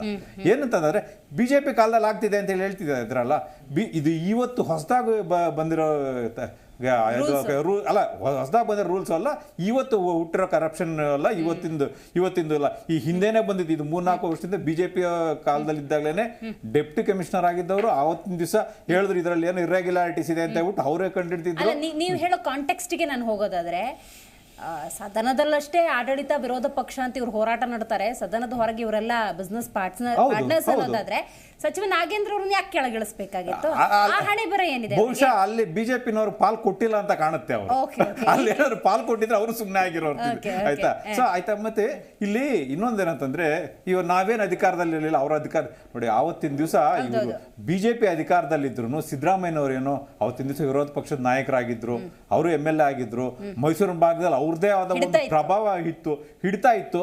ಮತ್ತೆ ಆ ಮೂಡ ಅಲ್ಲಿ ಮೆಂಬರ್ಸ್ ಇರ್ತಾರೆ. ಅವತ್ತಿನ ದಿವಸ ಏನು ಈ ಕಾಂಟ್ರವರ್ಸಿ ಬಂತಲ್ವಾ, ಈ ಹಗರಣ ಆಗಿದೆ ಅಂತ ಹೇಳಿ, ಅವತ್ತು ಕಾಂಗ್ರೆಸ್ನವರು ಯಾರು ಸೌಂಡ್ ಮಾಡಲಿಲ್ಲ, ಸೈಲೆಂಟ್ ಆಗಿದ್ರು. ಕಾರಣ ಏನಂತಂದ್ರೆ ಅವತ್ತಿನ ದಿವಸ ಮೆಂಬರ್ ಅಲ್ಲಿ ಏನು ಮುಡಾ ಮೆಂಬರ್ ಕಮಿಟಿಯಲ್ಲಿ ಇರ್ತಾರಲ್ವಾ, 7 ಜನ MLAಗಳಲ್ಲಿ 5 ಜನ ಕಾಂಗ್ರೆಸ್ನವರೇ ಇದ್ರು, 7 ಜನ MLCಗಳು 4 ಜನ MLCಗಳು ಕಾಂಗ್ರೆಸ್ನಲ್ಲೇ ಇದ್ರು. ಆವತ್ತಿನ ದಿವಸ ಚೇರ್ಮನ್ ಆಗಿದ್ದವರು, ಈ ಕಾಂಟ್ರವರ್ಸಿ ಬಂದಾಗ ಈ ಎಲ್ಲ ಹಗರಣ ಆದಾಗ ಚೇರ್ಮನ್ ಆಗಿದ್ದವರು ಎಲ್ಲಿದ್ದಾರೆ? ಕಾಂಗ್ರೆಸ್ ಅಲ್ಲಿದ್ದಾರೆ ಇವತ್ತಿನ ದಿವಸ. ಇದನ್ನೆಲ್ಲ ಹೆಂಗ್ ಸಮರ್ಥನೆ ಮಾಡ್ಕೋತಾರೆ ಇವರು? ಇದು ಏನಂತಂದ್ರೆ ಅವರಾಗಿ ಇವತ್ತಿನ ದಿವಸ ಅವ್ರು ಅಷ್ಟು ನಿರಾಳವಾಗಿದ್ದಾರೆ. ಏನು ಆಗೇ ಇಲ್ಲ ಅಂದ್ರೆ ತನಿಖೆ ಯಾಕೆ ಮಾಡಿದ್ರು? ತನಿಖೆಗೆ ಯಾಕೆ ಆದೇಶ ಮಾಡಿದ್ರು? ಕಮಿಷನರ್ ಯಾಕೆ ಇವಾಗ ಬೇರೆಯವರ ಬದಲಾವಣೆ ಮಾಡಿದ್ರು? ಏನು ಆಗಿಲ್ಲ, ತನಿಖೆನೆ ಮಾಡಲ್ಲ ನಾವು ಅಂತ ಹೇಳ್ಬೇಕಲ್ವಾ? ತನಿಖೆ ಯಾಕೆ ಮಾಡ್ತೇವೆ? ಇವ್ರೇನಾದ್ರು BJPನವ್ರು ಇದ್ದಾಗಲೇ ನಮ್ಮನ್ನೇನು ಮಾಡಕ್ಕಾಗ್ಲಿಲ್ಲ, ಇನ್ನು ನಮ್ದೇ ಸರ್ಕಾರ, ನಮ್ದೇ ನಾವು ಆರಾಮಾಗಿ ಬರ್ತೀವಿ, ಅದಕ್ಕೋಸ್ಕರ ಒಂದು ತನಿಖೆ ಆಗ್ಲಿ. ಅವ್ರು ಕೇಳ್ತಾ ಇದ್ದಾರೆ, ನಾವು ತನಿಖೆ ಮಾಡ್ತೀವಿ. ಈ ತನಿಖೆಯಿಂದ ಏನೂ ಆಗಲ್ಲ. ಇವರು ತಪ್ಪಿಸ್ಕೊಳ್ಳಿಕ್ಕೆ ಬೇಕಾದಷ್ಟು ದಾರಿಗಳಿದಾವೆ. ಇವ್ರು ಮಾಡೋ ರೂಲ್ಸ್ಗಳಲ್ಲೂ ಅಷ್ಟೇ ಅಡ್ಡದಾರಿಗಳು ಹಿಡಿಯೋದು ಬಹಳ ಸುಲಭವಾಗಿ ಗೊತ್ತಿದೆ ಇವರು. ರೈಟ್. ಆದ್ರೆ ಶಾಬಾಜ್ ಅವರೇ, ಆದ್ರೆ BJPಯವರು ಈ ಸಣ್ಣ ಸಮಸ್ಯೆಯನ್ನು ಕೂಡ ಸಮಸ್ಯೆ ಆಗಿಬಿಡೋದಕ್ಕೆ ಬಿಡ್ತಾ ಇಲ್ಲ. ಸಣ್ಣ ಸಮಸ್ಯೆ ತರ ಇದನ್ನ ಬಹಳ ಜೋರಾಗಿ ಪ್ರತಿಭಟಿಸ್ತಾ ಇದ್ದಾರೆ. ಇವತ್ತಂತೂ ಹಲವು BJP ನಾಯಕರನ್ನ ವಶಕ್ಕೆ ಪಡ್ಕೊಳ್ಳಾಯ್ತು. ಈ ಮಟ್ಟಿಗಿನ ಹೋರಾಟ, ಯಾಕಂದ್ರೆ ವಾಲ್ಮೀಕಿ ಹಗರಣದಲ್ಲಿ ಅವರ ಎಫರ್ಟಿಗೆ ಒಂದು ಫಲ ಅನ್ನೋದು ಸಿಕ್ಕಿದೆ. ಹಾಗಾಗಿ ಇವತ್ತು ಮಾನ್ಯ ಮುಖ್ಯಮಂತ್ರಿಗಳೇ ಈ ಒಂದು ಅಕ್ರಮದಲ್ಲಿ ಪಾಲುದಾರರು ಅನ್ನೋದಾದ್ರೆ BJP ಇದನ್ನ ಸುಮ್ಮನೆ ಬಿಡುತ್ತೆ ಅಂತ ಅನ್ಸೋದಿಲ್ಲ. ಒಂದು ಮಾತು ಹೇಳಕ್ ಇಷ್ಟಪಡ್ತೀನಿ. BJP, ಕಾಂಗ್ರೆಸ್, ಆಮ್ ಆದ್ಮಿ ಪಾರ್ಟಿ ಈ 3 ಹಗರಣಗಳಲ್ಲಿ ಕಾಣಿಸ್ಕೊಂಡಿರುವಂತದ್ದೇ. ಇಲ್ಲಿ ವಿಷಯ ಬಂದು ಮುಖ್ಯಮಂತ್ರಿದು ಹಗರಣ ಆಗಿದೆ, ಮುಖ್ಯಮಂತ್ರಿ ಮನೆಯಲ್ಲಿ ಜಾಗಕ್ಕೆ ಹಗರಣ ಆಗಿದೆ. ಇದು ಮೇನ್ ಇಮಿಡಿಯೇಟ್ಲಿ ಬಂದಿರುವಂತ ಇದು ಸಮಸ್ಯೆ ಅಲ್ಲ. ಜನಗಳ ಜಾಗಗಳನ್ನು ಹೊಡೆದಿ ದುಡ್ಡು ಮಾಡಿ ಹಗರಣವಾಗಿ ದೋಚೋದು ಇವರು ಕರ್ತವ್ಯ ಆಗಿದೆ ಪೊಲಿಟಿಷಿಯನ್ಗಳದ್ದು. ಈಗ ಸಿದ್ದರಾಮಯ್ಯನವರೇ ನನ್ನ ಬಾಂಬೆದವರೇ ಅದಕ್ಕೆ ಮಾಡಿದ್ರು, ಆಮೇಲೆ ಅವ್ರ ಮೇಲಿಂದ ಅವ್ರಿಗೆ ಬಂತು, ಇದೆಲ್ಲ ಮಾಡಿದಾರಲ್ಲ. ಮೈಸೂರು ಅರ್ಬನ್ ಡೆವಲಪ್ಮೆಂಟ್ ಅಲ್ಲ, ಅದಕ್ಕೆ ಹೆಸರು ತೆಗೆದ್ಬಿಟ್ಟು ಮೈಸೂರು ಹಗರಣ ಡೆವಲಪ್ಮೆಂಟ್ ಅಂತ ಇಡಬೇಕಾಗಿತ್ತೆ. ಯಾಕಂದ್ರೆ ಅಧಿಕಾರಿಗಳು ಇವ್ರ ಮಾತು ಕೇಳಬೇಕು. ಯಾಕಂದ್ರೆ ಯಾರು ಎಲ್ಲಿಂದ ಎಲ್ಲಿಗಾದ್ರೂ ಹೋಗಿ ನೀವು ಈ ನಮ್ಮ ನಾಡು ನುಡಿಕೆ ದೋಚಕ್ಕೋಸ್ಕರ ಸಿದ್ದರಾಮಯ್ಯ ಅವರಾಗ್ಲಿ, ಯಡಿಯೂರಪ್ಪನವರಾಗ್ಲಿ, ಬಸವರಾಜ ಬೊಮ್ಮಾಯಿನವರಾಗ್ಲಿ, ಆರ್ ಅಶೋಕ್ನವರಾಗ್ಲಿ, ಇವ್ರು BJP, ಕಾಂಗ್ರೆಸ್, JDS ಎಲ್ಲರೂ ಸೇರಿ ದೋಚಿರುವಂತದ್ದೇ. ಇಲ್ಲಿ ಮಾತು ಜಾಗದ ರೇಟ್ ಜಾಸ್ತಿ ಆಗಿದೆ, ಅಲ್ಲಿ ಕಮ್ಮಿ ಆಗಿದೆ ಅನ್ನೋದು ಇಂಪಾರ್ಟೆಂಟ್ ಅಲ್ಲ, ಜನಗಳಿಗೆ ಮೋಸ ಆಗಿರುವಂತದ್ದು. ಯಾಕಂದ್ರೆ ಸಾಮಾನ್ಯ ಜನಗಳ ಬಗ್ಗೆ ಯಾರು ಮಾತಾಡಲ್ಲ, ಇವ್ರಿಗೆ ಕಾಳಜಿನೂ ಇಲ್ಲ. ಇವ್ರಿಗೆ ಇದು ಜನಗಳಿಗೆ ಸ್ಪಂದಿಸೋಣ, ನಾವು ಅವ್ರ ಬಗ್ಗೆ ಮಾತಾಡೋಣ, ಅವ್ರ ವಿಚಾರ ಬಂದಾಗ ನಾವು ಅವ್ರಿಗೆ ಏನ್ ಸಮಸ್ಯೆ ಆಗಿದೆ ಅನ್ನೋದು ವಿಚಾರನ ಅನ್ನೋ ಜಾಗದಲ್ಲಿ ಈ ರಾಜ್ಯದ ದೊಡ್ಡ ದೊಡ್ಡ IAS ಆಫೀಸರ್ಗಳನ್ನ ತಕೊಂಡು ಇವರು ಹೆಂಗ್ ಬೇಕು ಹಂಗೆ ಆಡಳಿತವನ್ನು ನಡೆಸೋದು. BJP ಇರಿದಾಗ 40% ಹಗರಣವನ್ನು ನಡೆಸಿ ಬಸವರಾಜ ಬೊಮ್ಮಾಯಿ ಅವರ ಪೋಸ್ಟರ್ಗಳನ್ನ ರೋಡ್ ಪಾಂಪ್ಲೆಟ್ ಅನ್ಸಿದ್ದು. ಏನು ಪೇ CM ಅಂತ ಹೇಳ್ಬಿಟ್ಟು, ಈಗ ದೇ CM ಇವರು ಅಲ್ಲ, ಅವ್ರ ಪೇ CM ಆದ್ರೆ ಇವ್ರೇನ್ ದೇ CM ನಮ್ಗೆ ತಂದ್ಕೊಡು ಅಂತ ಹೇಳಿ ಅಲ್ವಾ? ಇದೇ ಪರಿಸ್ಥಿತಿ ಇರ್ಬೇಕಾದ್ರೆ ರಾಜ್ಯ ಜನಗಳಿಗೋಸ್ಕರ ಯಾರು ಕೆಲಸ ಮಾಡೋರು? ಎಲ್ಲರೂ ಭ್ರಷ್ಟಾಚಾರದಲ್ಲಿ ಅಲ್ಲ. CM BJP ಆಯ್ತು, ಕಾಂಗ್ರೆಸ್ ಕೂಡ ಈಗ ಹಂತ ಹಂತವಾಗಿ ಜನರ ವಿಶ್ವಾಸವನ್ನ ಕಳ್ಕೊಳ್ತಾ ಇರೋ ಲಕ್ಷಣ ಇದು ಅಂತ. ಹೌದು ಮೇಡಮ್, ಲಕ್ಷಣ ಅಲ್ಲ. ಬಿಜೆಪಿ ಕಾಂಗ್ರೆಸ್ ಇವತ್ತು ಜನಗಳಿಗೆ ಏನಿದೆ ಅಂದ್ರೆ, ಬಿಜೆಪಿ ಅಂದ್ರೆ ಹಿಂದುತ್ವಗೋಸ್ಕರ ಕೆಲಸ ಮಾಡೋದು, ಹಿಂದೂ ಜನಗಳಿಗೋಸ್ಕರ ಕೆಲಸ ಮಾಡೋದು. ಹಿಂದುತ್ವದಲ್ಲಿ ಅಥವಾ ಭಗವದ್ಗೀತೆಯಲ್ಲಿ ಎಲ್ಲೂ ಹೇಳಿಲ್ಲ ಮೇಡಮ್, ಯಾವುದೇ ಹಿಂದೂ ಬಂದು ನಮಗೆ ಇಲ್ಲಿ ಗಂಟ ದ್ವೇಷ ಇಲ್ಲ. ನಾನು CM ಶಾಬಾಸ್ ಖಾನ್ ಇಡೀ ರಾಜ್ಯಾದ್ಯಂತ ಹೋರಾಡ್ತೀನಿ ನಾನು, ಆದ್ರೆ ಯಾವುದೇ ನೀನು ಹಿಂದೂ ಅಂತ ನೋಡಿಲ್ಲ ಯಾವತ್ತು. ಆ ರೀತಿ ಬದುಕ್ತಾ ಇದೀವಿ. ಆಮೇಲೆ ಈ ಕಾಂಗ್ರೆಸ್ ಅಂತ ಹೇಳಿದ ತಕ್ಷಣ ಮುಸಲ್ಮಾನರಿಗೋಸ್ಕರ ಕೆಲಸ ಮಾಡೋದು, ಮುಸಲ್ಮಾನ್ ಮೈಂಡ್ ಗಳಲ್ಲಿ ಹೆಂಗ್ ಕೂರ್ಸೋದು ಇವ್ರು ಅಂದ್ರೆ, ನಾವಿದ್ರೆ ನಿಮ್ಗೆ ನೆಮ್ಮದಿ, ನಾವಿದ್ರೆ ನಿಮ್ಗೆ ಅಜಾನ್ಗೆ ಏನು ತೊಂದ್ರೆ ಇಲ್ಲ, ನಾವಿದ್ರೆ ನಿಮ್ಗೆ ಯಾವುದೇ ರೀತಿ ಹಿಜಾಬ್ಗೆ ತೊಂದ್ರೆ ಇಲ್ಲ, 4% ತೊಂದ್ರೆ ಇಲ್ಲ. ಎಲ್ಲಿ ಮಾಡಿದ್ರು ಇವ್ರು ಬಂದು? ಇವರು ಮುಸಲ್ಮಾನರು ಮನೆ ಹಾಳು ಮಾಡಿರೋದೇ, ಹಿಂದೂಗಳ ಮನೆ ಹಾಳು ಮಾಡಿರೋದೇ ಇವರು. ಇಲ್ಲಿ ಹೇಳ್ಕೊಳ್ಳೋದು ಏನಂತ ಹೇಳಿದ್ರೆ, ನಾವೇನು ಮಾಡಲ್ಲ, ನಾವು ನಿಮ್ಮನ್ನ ರಕ್ಷಣೆ ಕೊಡ್ತೀವಿ, ಮುಸಲ್ಮಾನರಿಗೆ ನೀವು ಹಿಂದೂರ್ನ ರಕ್ಷಣೆ ಕೊಡ್ತೀವಿ. ಇಲ್ಲಿ ವಿಚಾರ ಬಂದಾಗ ಈಗ ಹಗರಣದ ವಿಚಾರ ಬಂದಿದೆ ಅಲ್ವಾ, ಈ ವಿಚಾರದಲ್ಲಿ ಸಿದ್ದರಾಮಯ್ಯನವರು ಇಮಿಡಿಯೇಟ್ಲಿ ರಾಜೀನಾಮೆ ಕೊಡ್ಬೇಕು. ಯಾಕಂತ ಹೇಳಿದ್ರೆ ಇವರು CM ಸಿದ್ದರಾಮಯ್ಯ ಅವರಲ್ವಾ, ಇವತ್ತು ಮರ್ಯಾದೆ ಇಲ್ದಿದ್ದ ರಾಮಯ್ಯ ಆಗಿದ್ದಾರೆ ಇವರು. ಅರ್ಥ ಆಯ್ತಾ? ಹಾಗಾದ್ರೆ ಈ ಒಂದು ಗಂಭೀರ ಆರೋಪಕ್ಕೆ ಕಾಂಗ್ರೆಸ್ ವಕ್ತಾರರು ಏನ್ ಹೇಳ್ತಾರೆ ಅನ್ನೋದು ಬಹಳ ಮುಖ್ಯ ಆಗುತ್ತೆ. ಸೊ ಅದ್ರ ಬಗ್ಗೆ ಕೂಡ ಚರ್ಚೆ ಮಾಡೋಣ. ಅವ್ರ ಜೊತೆ ರಿಯಾಕ್ಷನ್ ಅನ್ನ ತಗೊಳ್ಳೋಣ. ಮೂಡ ಮಿಸ್ಟ್ರಿ ಆಗ್ಬಿಟ್ಟಿದೆ. ಸಿದ್ದರಾಮಯ್ಯನವರು ಘನತೆವೆತ್ತ ಮುಖ್ಯಮಂತ್ರಿಗಳು, ಇವರ ವಿಚಾರದಲ್ಲೇ ಇವರ ಪತ್ನಿ ಪಾರ್ವತಿ ಇವರಿಗೆ ಸೈಟ್ ಹಂಚಿಕೆ ಆಗಿದೆಯಲ್ಲ, ಅಲ್ಲೇ ಆಗಿರುವಂತಹ ಅಕ್ರಮಕ್ಕೆ ಸಂಬಂಧಪಟ್ಟಂತೆ ಬಿಜೆಪಿ ಇವತ್ತು ದೊಡ್ಡ ಮಟ್ಟದ ಹೋರಾಟವನ್ನೇ ಮಾಡಿದೆ. ಕಾಂಗ್ರೆಸ್ ವಕ್ತಾರರಾಗಿರುವಂತಹ ಕೋಗಿಲು ವೆಂಕಟೇಶ್ ಅವರು ನಮ್ಮ ಕಾರ್ಯಕ್ರಮದಲ್ಲಿ ಜಾಯ್ನ್ ಆಗಿದ್ದಾರೆ. ಸರ್ ನಮಸ್ಕಾರ. ನಿಮ್ಮ ರಿಯಾಕ್ಷನ್ ಏನು? ಗಂಭೀರ ಆರೋಪ ಆಗಿದೆ. ತನಿಖೆ ವಿಚಾರಕ್ಕೆ ಬರೋದಾದ್ರೆ IAS ಅಧಿಕಾರಿಗಳನ್ನ, ಹಿರಿಯ IAS ಅಧಿಕಾರಿಗಳನ್ನ ಇಟ್ಟುಕೊಂಡು ತನಿಖೆ ಮಾಡುತ್ತಾರೆ. ಒಂದು CBI ತನಿಖೆ ಮಾಡಲ್ಲ, ನಿಷ್ಪಕ್ಷಪಾತವಾದ ತನಿಖೆ ಆಗುತ್ತೆ ಅಂತ ಹೆಂಗೆ ನಾವು ನಿರೀಕ್ಷೆ ಮಾಡೋದು ಅನ್ನೋಂಥ ಪ್ರಶ್ನೆ ಕೂಡ ಇದೆ. ಮೇಡಮ್, ಫಸ್ಟು BJP ಅವರಿಗೆ ಇನ್ನು ತನಿಖೆನೇ ಸ್ಟಾರ್ಟ್ ಆಗಿಲ್ಲ. ಈಗ ತನಿಖೆ ಆಗಿದೆ.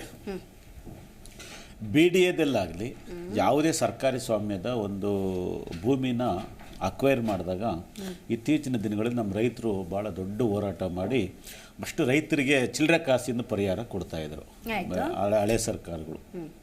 ಇತ್ತೀಚೆಗೆ ಏನಾಯಿತು ಅಂದರೆ, ಯಾವುದೇ ನಗರಾಭಿವೃದ್ಧಿ ಇಲಾಖೆನಲ್ಲಾಗಿರ್ಬೋದು, ಯಾವುದೇ ಸರ್ಕಾರ ಸಂಸ್ಥೆಯಲ್ಲಿ ನೋಟಿಫಿಕೇಷನ್ ಮಾಡಿದಾಗ ಅನುಪಾತ ಅಂತ ಮಾಡ್ತಿದ್ದಾರೆ. ಫಸ್ಟ್ 35:65 ಇತ್ತು, ಅದು 40:60 ಆಯಿತು. ಈಗ ಹೆಚ್ಚು ಕಮ್ಮಿ ನನಗೆ ಕೇಳ್ಪಟ್ಟಿರೋ ಪ್ರಕಾರ ಮೈಸೂರಿನಲ್ಲಿ 50-50 ಭಾಗ ಆಗಿದೆ ಅನ್ನೋದು ಒಂದು ಮೇಲ್ನೋಟು ಚಿಂತನೆ. 3 ಎಕರೆ 17 ಕುಂಟೆ ಸಿದ್ದರಾಮಯ್ಯನವರ ಧರ್ಮಪತ್ನಿಯವರಾಗಿರ್ತಕ್ಕಂಥ ಪಾರ್ವತಮ್ಮನವರ ತಮ್ಮ ತನ್ನ ಅಕ್ಕನಿಗೆ, ನಮ್ಮಲ್ಲಿ ಹಿಂದೂ ಸಂಪ್ರದಾಯದಲ್ಲಿ ಒಂದಿದೆ, ಯಾರಾದರೂ ಒಬ್ಬರು ಹೆಣ್ಣು ಕೊಟ್ಟಾಗ ಭೂಮಿಗಳಿದ್ದಾಗ ಅಥವಾ ಇನ್ಯಾರಿಗನೋ ಇನ್ನೂ ಇದ್ದಾಗ ಅದನ್ನು ಅರ್ಶಿನ ಕುಂಕುಮ ಅಂತ ಇದು ಮಾಡಲೇಜಾಗಿ ಅದನ್ನು ಗಿಫ್ಟ್ ಡೀಡ್ ಅಂತ ಮಾಡಿರ್ತಾರೆ. ಗಿಫ್ಟ್ ಡೀಡ್ ಮಾಡಿರ್ತಕ್ಕಂಥದ್ದು ಅವರ ಹೆಂಡತಿ, ಅವರ ತಮ್ಮ ಆದನು ಅಥವಾ ತಮ್ಮನ ಅಣ್ಣನೋ ತನ್ನ ತಂಗಿ ಗಿಫ್ಟ್ ಡೀಡ್ ಕೊಟ್ಟಿದ್ದಾರೆ. ಗಿಫ್ಟ್ ಡೀಡ್ ಆದಾದ್ಮೇಲೆ ಏನಾಗಿದೆ, ಮೈಸೂರು ಪ್ರಾಧಿಕಾರ, ಮೈಸೂರು ನಗರಾಭಿವೃದ್ಧಿ ಪ್ರಾಧಿಕಾರ ಅವ್ರ ಭೂಮಿನ ಅಕ್ವರೈಸೇಷನ್ ಮಾಡಿದೆ. ಅಕ್ವರೈಸೇಷನ್ ಮಾಡಿದಾಗ ನೀವು 50-50 ಅನುಪಾತ ಡೆವಲಪ್ಮೆಂಟ್ ಏರಿಯಾದಲ್ಲಿ, ಅದು ಭೂಮಿನಲ್ಲ. ಯಾವುದೇ ಜಮೀನನ್ನು ಹಂಚಿಕೆ ಮಾಡೋದು ಹೆಂಗಂದ್ರೆ, ಈಗ ಎಕ್ಸಾಂಪಲ್ 1 ಎಕರೆ ಏನಾದ್ರು ನೋಟಿಫಿಕೇಶನ್ ಮಾಡಿ ಅಭಿವೃದ್ಧಿ ಮಾಡಿದಾಗ ಹೆಚ್ಚು ಕಮ್ಮಿ ಒಂದು ರೋಡ್ ರಸ್ತೆ ಎಲ್ಲ ಹೋಗಿ ಒಂದು 18,000 22,000 ಸ್ಕ್ವೇರ್ ಫೀಟ್ ಮಿಕ್ತೈತೆ. ಆ 22,000 ಸ್ಕ್ವೇರ್ ಫೀಟ್ ನೀವು ಕಂಪೇರ್ ಮಾಡಿದಾಗ 3 ಎಕರೆ 17 ಕುಂಟೆ ಡಿವೈಡ್ ಮಾಡಿ ಆ ಕಂಪ್ಯಾರಿಸನ್ ಮಾಡಿದಾಗ ಇಷ್ಟು ದೊಡ್ಡ ನಿವೇಶನ ಅಷ್ಟು ದೊಡ್ಡ ನಿವೇಶನ ಅಂತ ಹೇಳ್ತಿದ್ದಾರಲ್ಲ, ಅದನ್ನ ಒಬ್ಬ ರೈತನ ಹೆಣ್ಮಗಳಾಗಿ ಆ ಅಮ್ಮ ತನ್ನ ಭೂಮಿಯನ್ನು ಮೈಸೂರು ಅಭಿವೃದ್ಧಿ ಪ್ರಾಧಿಕಾರಕ್ಕೆ ಕಳ್ಕೊಂಡಿದ್ದಾರೆ. ಪರಿಹಾರ ಕೇಳಿರ್ತಾರೆ, ಪರಿಹಾರ ಕೊಟ್ಟಿರ್ತಾರೆ. ವಿಚಾರ ಏನಂದ್ರೆ, 1 ನಿಮಿಷ, ನೀವು 7 ನಿಮಿಷ ಮಾತಾಡಿದ್ರೆ ನಾನು ಗಂಭೀರವಾಗಿ ಸುಮ್ಮನೆ ಕೂತ್ಕೊಂಡು ಕೇಳಿದ್ದೀನಿ. ಈಗ ಇನ್ನೊಂದು ಮಾತು ಹೇಳಿದ್ರು, ಇದೆಲ್ಲೆಲ್ಗೋ ತೊಗೊಂಡೋಗ್ಬಿಟ್ರು ನಮ್ಮ BJP ವಕ್ತಾರರು. ಚುನಾವಣೆ ವಿಷಯನೂ ಪ್ರಸ್ತಾಪ ಮಾಡಿದಕ್ಕೆ ಉದಾಹರಣೆ ಹೇಳ್ತಿದ್ದೀನಿ. ಯಡಿಯೂರಪ್ಪನವರ ಗೌರ್ಮೆಂಟ್ನಲ್ಲಿ ಮಾಧ್ಯಮಗಳು ಗಮನಿಸಿದೆ, ಆಂಬುಲೆನ್ಸ್ನಲ್ಲಿ ದುಡ್ಡು ಹೊಡೆದ್ರಿ ನೀವು. ಆಂಬುಲೆನ್ಸ್ನಲ್ಲಿ ದುಡ್ಡು ಹಂಚಿದವ್ರು ನೀವು ಯಾವ ಜನಗಳಿಗೆ? ನಾವೇನು ಹಂಚಿಲ್ಲ. ನೀವು ಯಾವ್ದು ಉದಾಹರಣೆ ತೋರಿಸಿ. ಬೈ ಎಲೆಕ್ಷನ್ನಲ್ಲಿ ಇದೇ ಮೈಸೂರಿನ ಬೈ ಎಲೆಕ್ಷನ್ ಇದೇ ಇವತ್ತು ಯಾರು ನೀವು ಆರೋಪ ಮಾಡ್ತಿದ್ದೀರಲ್ಲ, ಈ ಸನ್ಮಾನ್ಯ ಸಿದ್ದರಾಮಯ್ಯನವರ ಬೈ ಎಲೆಕ್ಷನ್ನಲ್ಲಿ ಈ ದೇಶ ಕಂಡಂಥ ಭ್ರಷ್ಟಾಚಾರದಲ್ಲಿ ಭ್ರಷ್ಟಾಚಾರ ಮಾಡೋದಂಥ ಹಣನ ಆಂಬುಲೆನ್ಸ್ ಮೂಲಕ ಸರ್ಕಾರಿ ಪೊಲೀಸ್ ಉಪಯೋಗಿಸ್ಕೊಂಡು ಹಂಚಿಕೆ ಮಾಡೋದಂಥ ಬಿಜೆಪಿನವರು ಇವತ್ತು ಚುನಾವಣೆ ಖರ್ಚಿನ ಯಾವ್ದು ನಿಗಮದ ಆಲ್ರೆಡಿ ಇದೇ ವೇದಿಕೆಯಲ್ಲಿ 3 ಸರಿ ಚರ್ಚೆ ಮಾಡಿದ್ದೀವಿ. ನಿಗಮದ ಏನಿದೆ ತನಿಖೆ ಸಿದ್ದರಾಮಯ್ಯನವರು ಅಂದ್ರೆ ಕ್ಲೀನ್ ಇಮೇಜ್, ಕ್ಲೀನ್ ಹ್ಯಾಂಡ್, ಈ ತರದ ಒಂದು ಒಳ್ಳೆ ವಿಚಾರ ಇದೆ. ಇದರ ನಡುವೆ ಈ ಒಂದು ಬೆಂಕಿ ಇಲ್ಲದೆ ಹೊಗೆ ಆಡಲ್ಲ ಅಂತಾರಲ್ವಾ ಮೇಡಮ್. ಈಗ ಇವತ್ತಿನ ಆಪೋಸಿಷನ್ ಲೀಡ್ರು ಸನ್ಮಾನ್ಯ ಅಶೋಕರ್ ಇದ್ದಾರೆ. ಬೆಂಗಳೂರು ಸೌತ್ ಅಲ್ಲಿ ಯಾರ್ಯಾರಿಗೆ ಎಷ್ಟೆನ್ಸಿಗೆ ಭೂಮಿ ಮಾಡಿದ್ರು ಅವ್ರು ಮಾಡ್ತಾರೆ, ನಾವು ಅದ ಒಂದಿಷ್ಟು ಮಾಡ್ತೀವಿ ಅಂತಲ್ಲ ಮೇಡಮ್. ನಾವು ಭೂಮಿ ಕಳ್ಕೊಂಡಿರೋದ್ನ ಹೆಣ್ಮಗಳು ಪಾಪ ಭೂಮಿ ಕಳ್ಕೊಂಡಿದ್ದಾರೆ. ಭೂಮಿ ಕಳ್ಕೊಂಡಿರೋ ಹೆಣ್ಮಕ್ಳು ಪರಿಹಾರ ಕೊಟ್ಟಿದ್ದಾರೆ. ಅಲ್ಲ ಬದಲಿ ನಿವೇಶನ ಅಂತ ಹೇಳ್ತಿದ್ರು. ಇಲ್ಲಿ ಎಪಿ ಹೋಗ್ತಾರು ಮತ್ತೆ ಬಿಜೆಪಿ ಇಬ್ರು ಹೇಳ್ತಿದ್ದಾರೆ. ವಿಷಯ ಕೇಳ್ತಿಲಿ ದಯಮಾಡಿ ನಾನು ಕ್ಲಾರಿಟಿ ತಗೊಳ್ಬೇಕು. ಈಗ ಒಂದು ನಿಮಿಷ ಮೇಡಮ್, ಈಗ ನಾನು ಕನ್ಕ್ಲೂಡ್ ಮಾಡ್ಬಿಡ್ತೀನಿ. ಈಗ 50 ಎಕರೆ ಜಮೀನು ಎಲ್ಲ ಒಂದ್ ಕಡೆ ನೋಟಿಫಿಕೇಶನ್ ಮಾಡ್ತಾರೆ, ಆಕಸ್ಮಿಕವಾಗಿ ಎಲ್ಲಾರ್ಗು ಹಂಚ್ಬಿಡ್ತಾರೆ. ಹಂಗಾರೆ ಭೂಮಿ ಕಳ್ಕೊಂಡು ಅನ್ಯಾಯ ಆಗ್ಬೇಕಾ? ಆಕಸ್ಮಿಕವಾಗಿ ಹಿಂಗೆ ಭೂಮಿ ಕಳ್ಕೊಂಡವ್ರು ಬೇಕಾದಷ್ಟು ಜನ ಇರ್ತಾರೆ. ಅವರಿಗೆಲ್ಲರಿಗೂ ಕೂಡ ವಿಜಯನಗರದಂತ ಅತಿ ಹೆಚ್ಚು ವ್ಯಾಲ್ಯೂ ಇರುವಂತಹ ಜಾಗದಲ್ಲೇ ನಿವೇಶನದ ಹಂಚಿಕೆಯಾಗಿದೆಯೇ? ಅದರಲ್ಲೂ ಒಂದಿದೆ ಮೇಡಮ್, ನನಗಿರೋ ಮಾಹಿತಿ ಅದು ರೈಟ್ ಅವ್ರ ಹಂಗ ನನಗೆ ಸರಿಯಾಗಿ ಮಾಹಿತಿ ಇಲ್ಲ. ಏನಾಗಿದೆ ನಿಮಿಷ ದಯಮಾಡಿ ಕೇಳಿ, ಏನ್ ಗೊತ್ತಾ,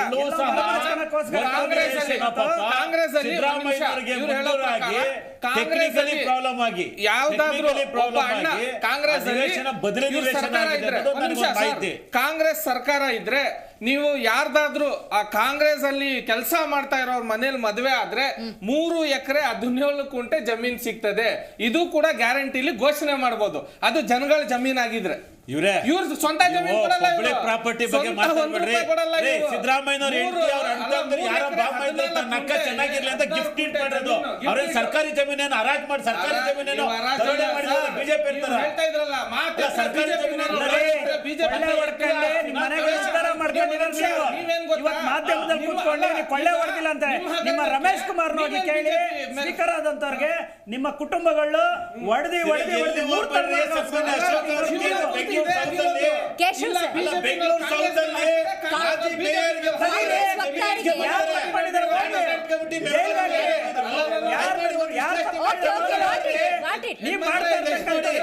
ಬರ್ತೀನಿ ಗೋವಿಂದರಾಜ್ ಬರ್ತೀನಿ.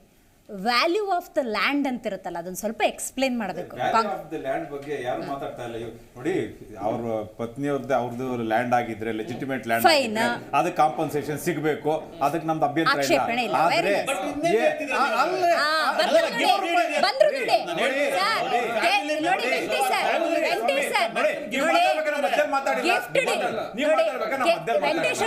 ಗಿಫ್ಟ್ ಡೀಡ್ ಬಗ್ಗೆನೂ ವ್ಯತ್ಯಾಸ ಇಲ್ಲ, ಭೂಸ್ವಾಧೀನಕ್ಕೂ ಆಕ್ಷೇಪ ಇಲ್ಲ, ಅವೆಲ್ಲ ಪ್ರಕ್ರಿಯೆಗಳು ನಡೀತಾ ಇರ್ತವೆ. ಆದ್ರೆ ಮತ್ತೆ ಹಂಚಿಕೆ ಅಂತ ಆಗತ್ ನೋಡಿ, ಅಲಾಟ್ಮೆಂಟ್ ಅಂತ ಆಗತ್ತಲ್ಲ, ಅದು ಎಲ್ಲಿ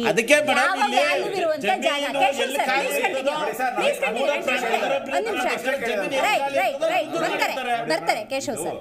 ಇದು ಹೇಳ್ತಿದ್ರಲ್ವಾ, ಇಲ್ಲಿ ಹೆಂಗೆ ಅಂತಂದ್ರೆ ಅಲ್ಲಿ ಇವತ್ತಿನ ಇವರು ಲ್ಯಾಂಡ್ ಏನ್ ತಗೊಂಡಿರೋದ್ರೆ ಅಲ್ಲಿ ಸೈಟ್ ಇನ್ ವ್ಯಾಲ್ಯೂ ಇವತ್ತಿನ ದಿವಸ ಏನಿದೆ, ಅಲ್ಲಿ ಒಂದು 25-30 ಲಕ್ಷ ರೂಪಾಯಿ ಇದೆ. ಆದ್ರೆ ಇವ್ರು ಕೊಟ್ಟಿರೋ ಹತ್ರ ಸೈಟ್ ಇನ್ ವ್ಯಾಲ್ಯೂ ಏನಿದೆ, ಅಲ್ಲಿ ಒಂದು ಕೋಟಿ ರೂಪಾಯಿ ಮೇಲೆ ಇದೆ. ಅಂದ್ರೆ ಇದ್ರ ವ್ಯಾಲ್ಯೂ ಬಗ್ಗೆ ಯಾರು ಮಾತಾಡ್ತಾ ಇಲ್ಲ. ಆಲ್ಟರ್ನೇಟ್ ಸೈಟ್ ಅಂತ ಹೇಳಂತಾರೆ. ಮತ್ತೆ ಇವತ್ತು ಬಿಜೆಪಿನವರು ಇವತ್ತಿನ ದಿವಸ ಹೋರಾಟ ಮಾಡಿದ್ರು, ಸಿಎಂ ರಾಜೀನಾಮೆ ಕೊಡ್ಬೇಕು ಅಂತೆಲ್ಲ ಹೋರಾಟ ಮಾಡಿ, ಇದು ಇವತ್ತಾಗಿರೋದ ಇಲ್ವಲ್ಲ. ಇವ್ರ ಸರ್ಕಾರ ಇದ್ದಾಗಲ್ಲ ಈ ಹಗರಣ ಇರೆಗ್ಯುಲಾರಿಟೀಸ್ ಇದೆ ಅಂತ ಅವತ್ತೇ ಬೆಳಕಿಗೆ ಬಂದಿತ್ತಲ್ಲ, ಅವತ್ತು ಯಾಕೆ ಮಾಡ್ಲಿಲ್ಲ, ತನಿಖೆ ಮಾಡ್ಲಿಲ್ಲ? ಇಲ್ಲಿ ಅಲ್ಲಿ ತನಿಖೆಗೆ ಹೇಳಿದ್ರೆ ಬಿಜೆಪಿನವರು ಕೂಡ ಬಂದಿರ್ತಾವ ಸೈಟ್ಗಳು, ಆಯ್ತಾ? ಅದನ್ನ ನೋಡ್ಕೋ.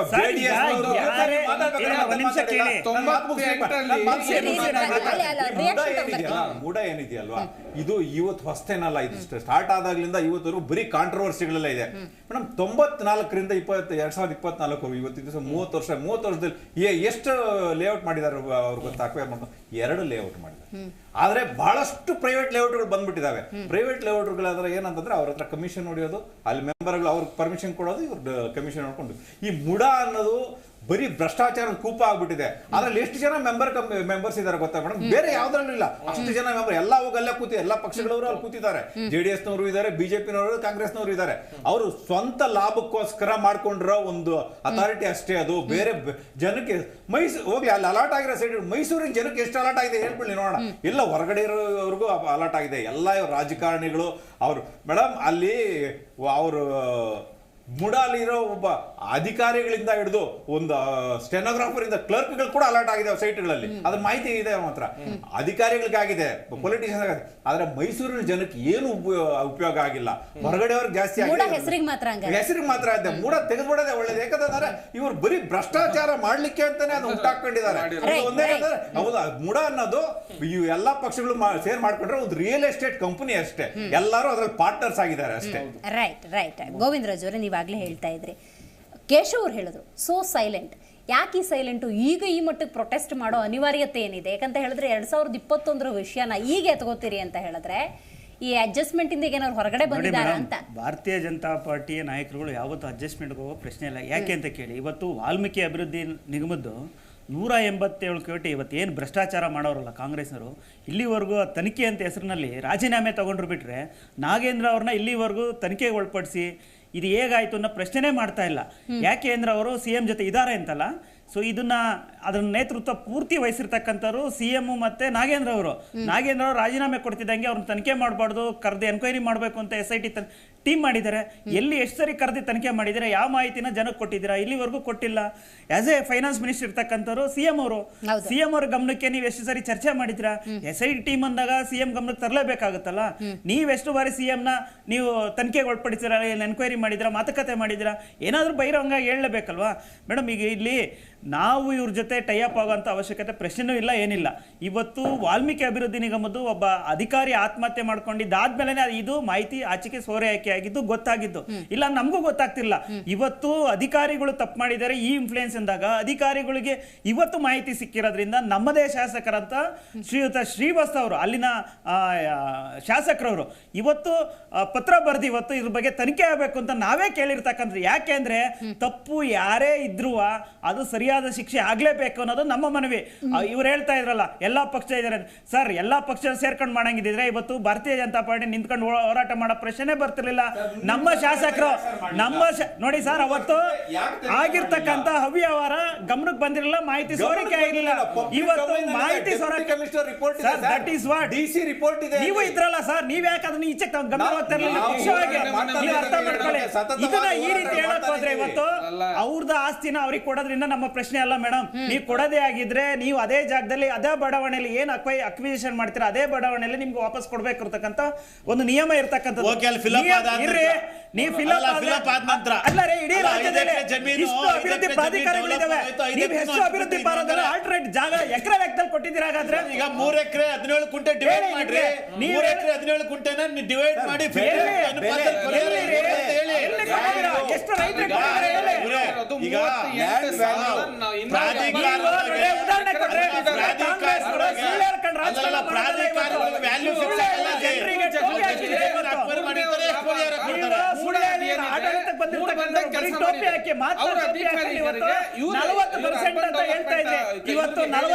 80%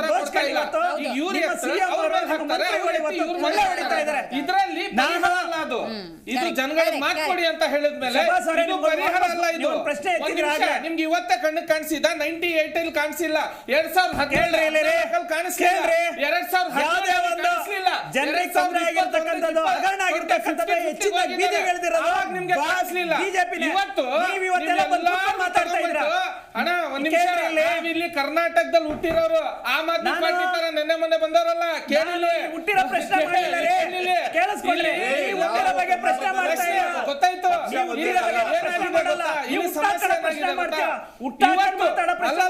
ಇವತ್ತು ನೀವು ಹೋರಾಟ ಮಾಡಿ ಏನೋ ಇವ್ರಗಳಿಗೆ ಅರೆಸ್ಟ್ ಮಾಡಿದ್ರು, ಹಂಗ್ ಮಾಡಿದ್ರು ಹಿಂಗ್ ಮಾಡಿದ್ರು ಅಂತ ಬೊಂಬಳ ಹೊಡಿತಾ ಇದ್ರಲ್ಲ. ನೀವು PSI ಹಗರಣ ಮಾಡಿರೋರೆ, ನೀವೇ ಸ್ವಂತ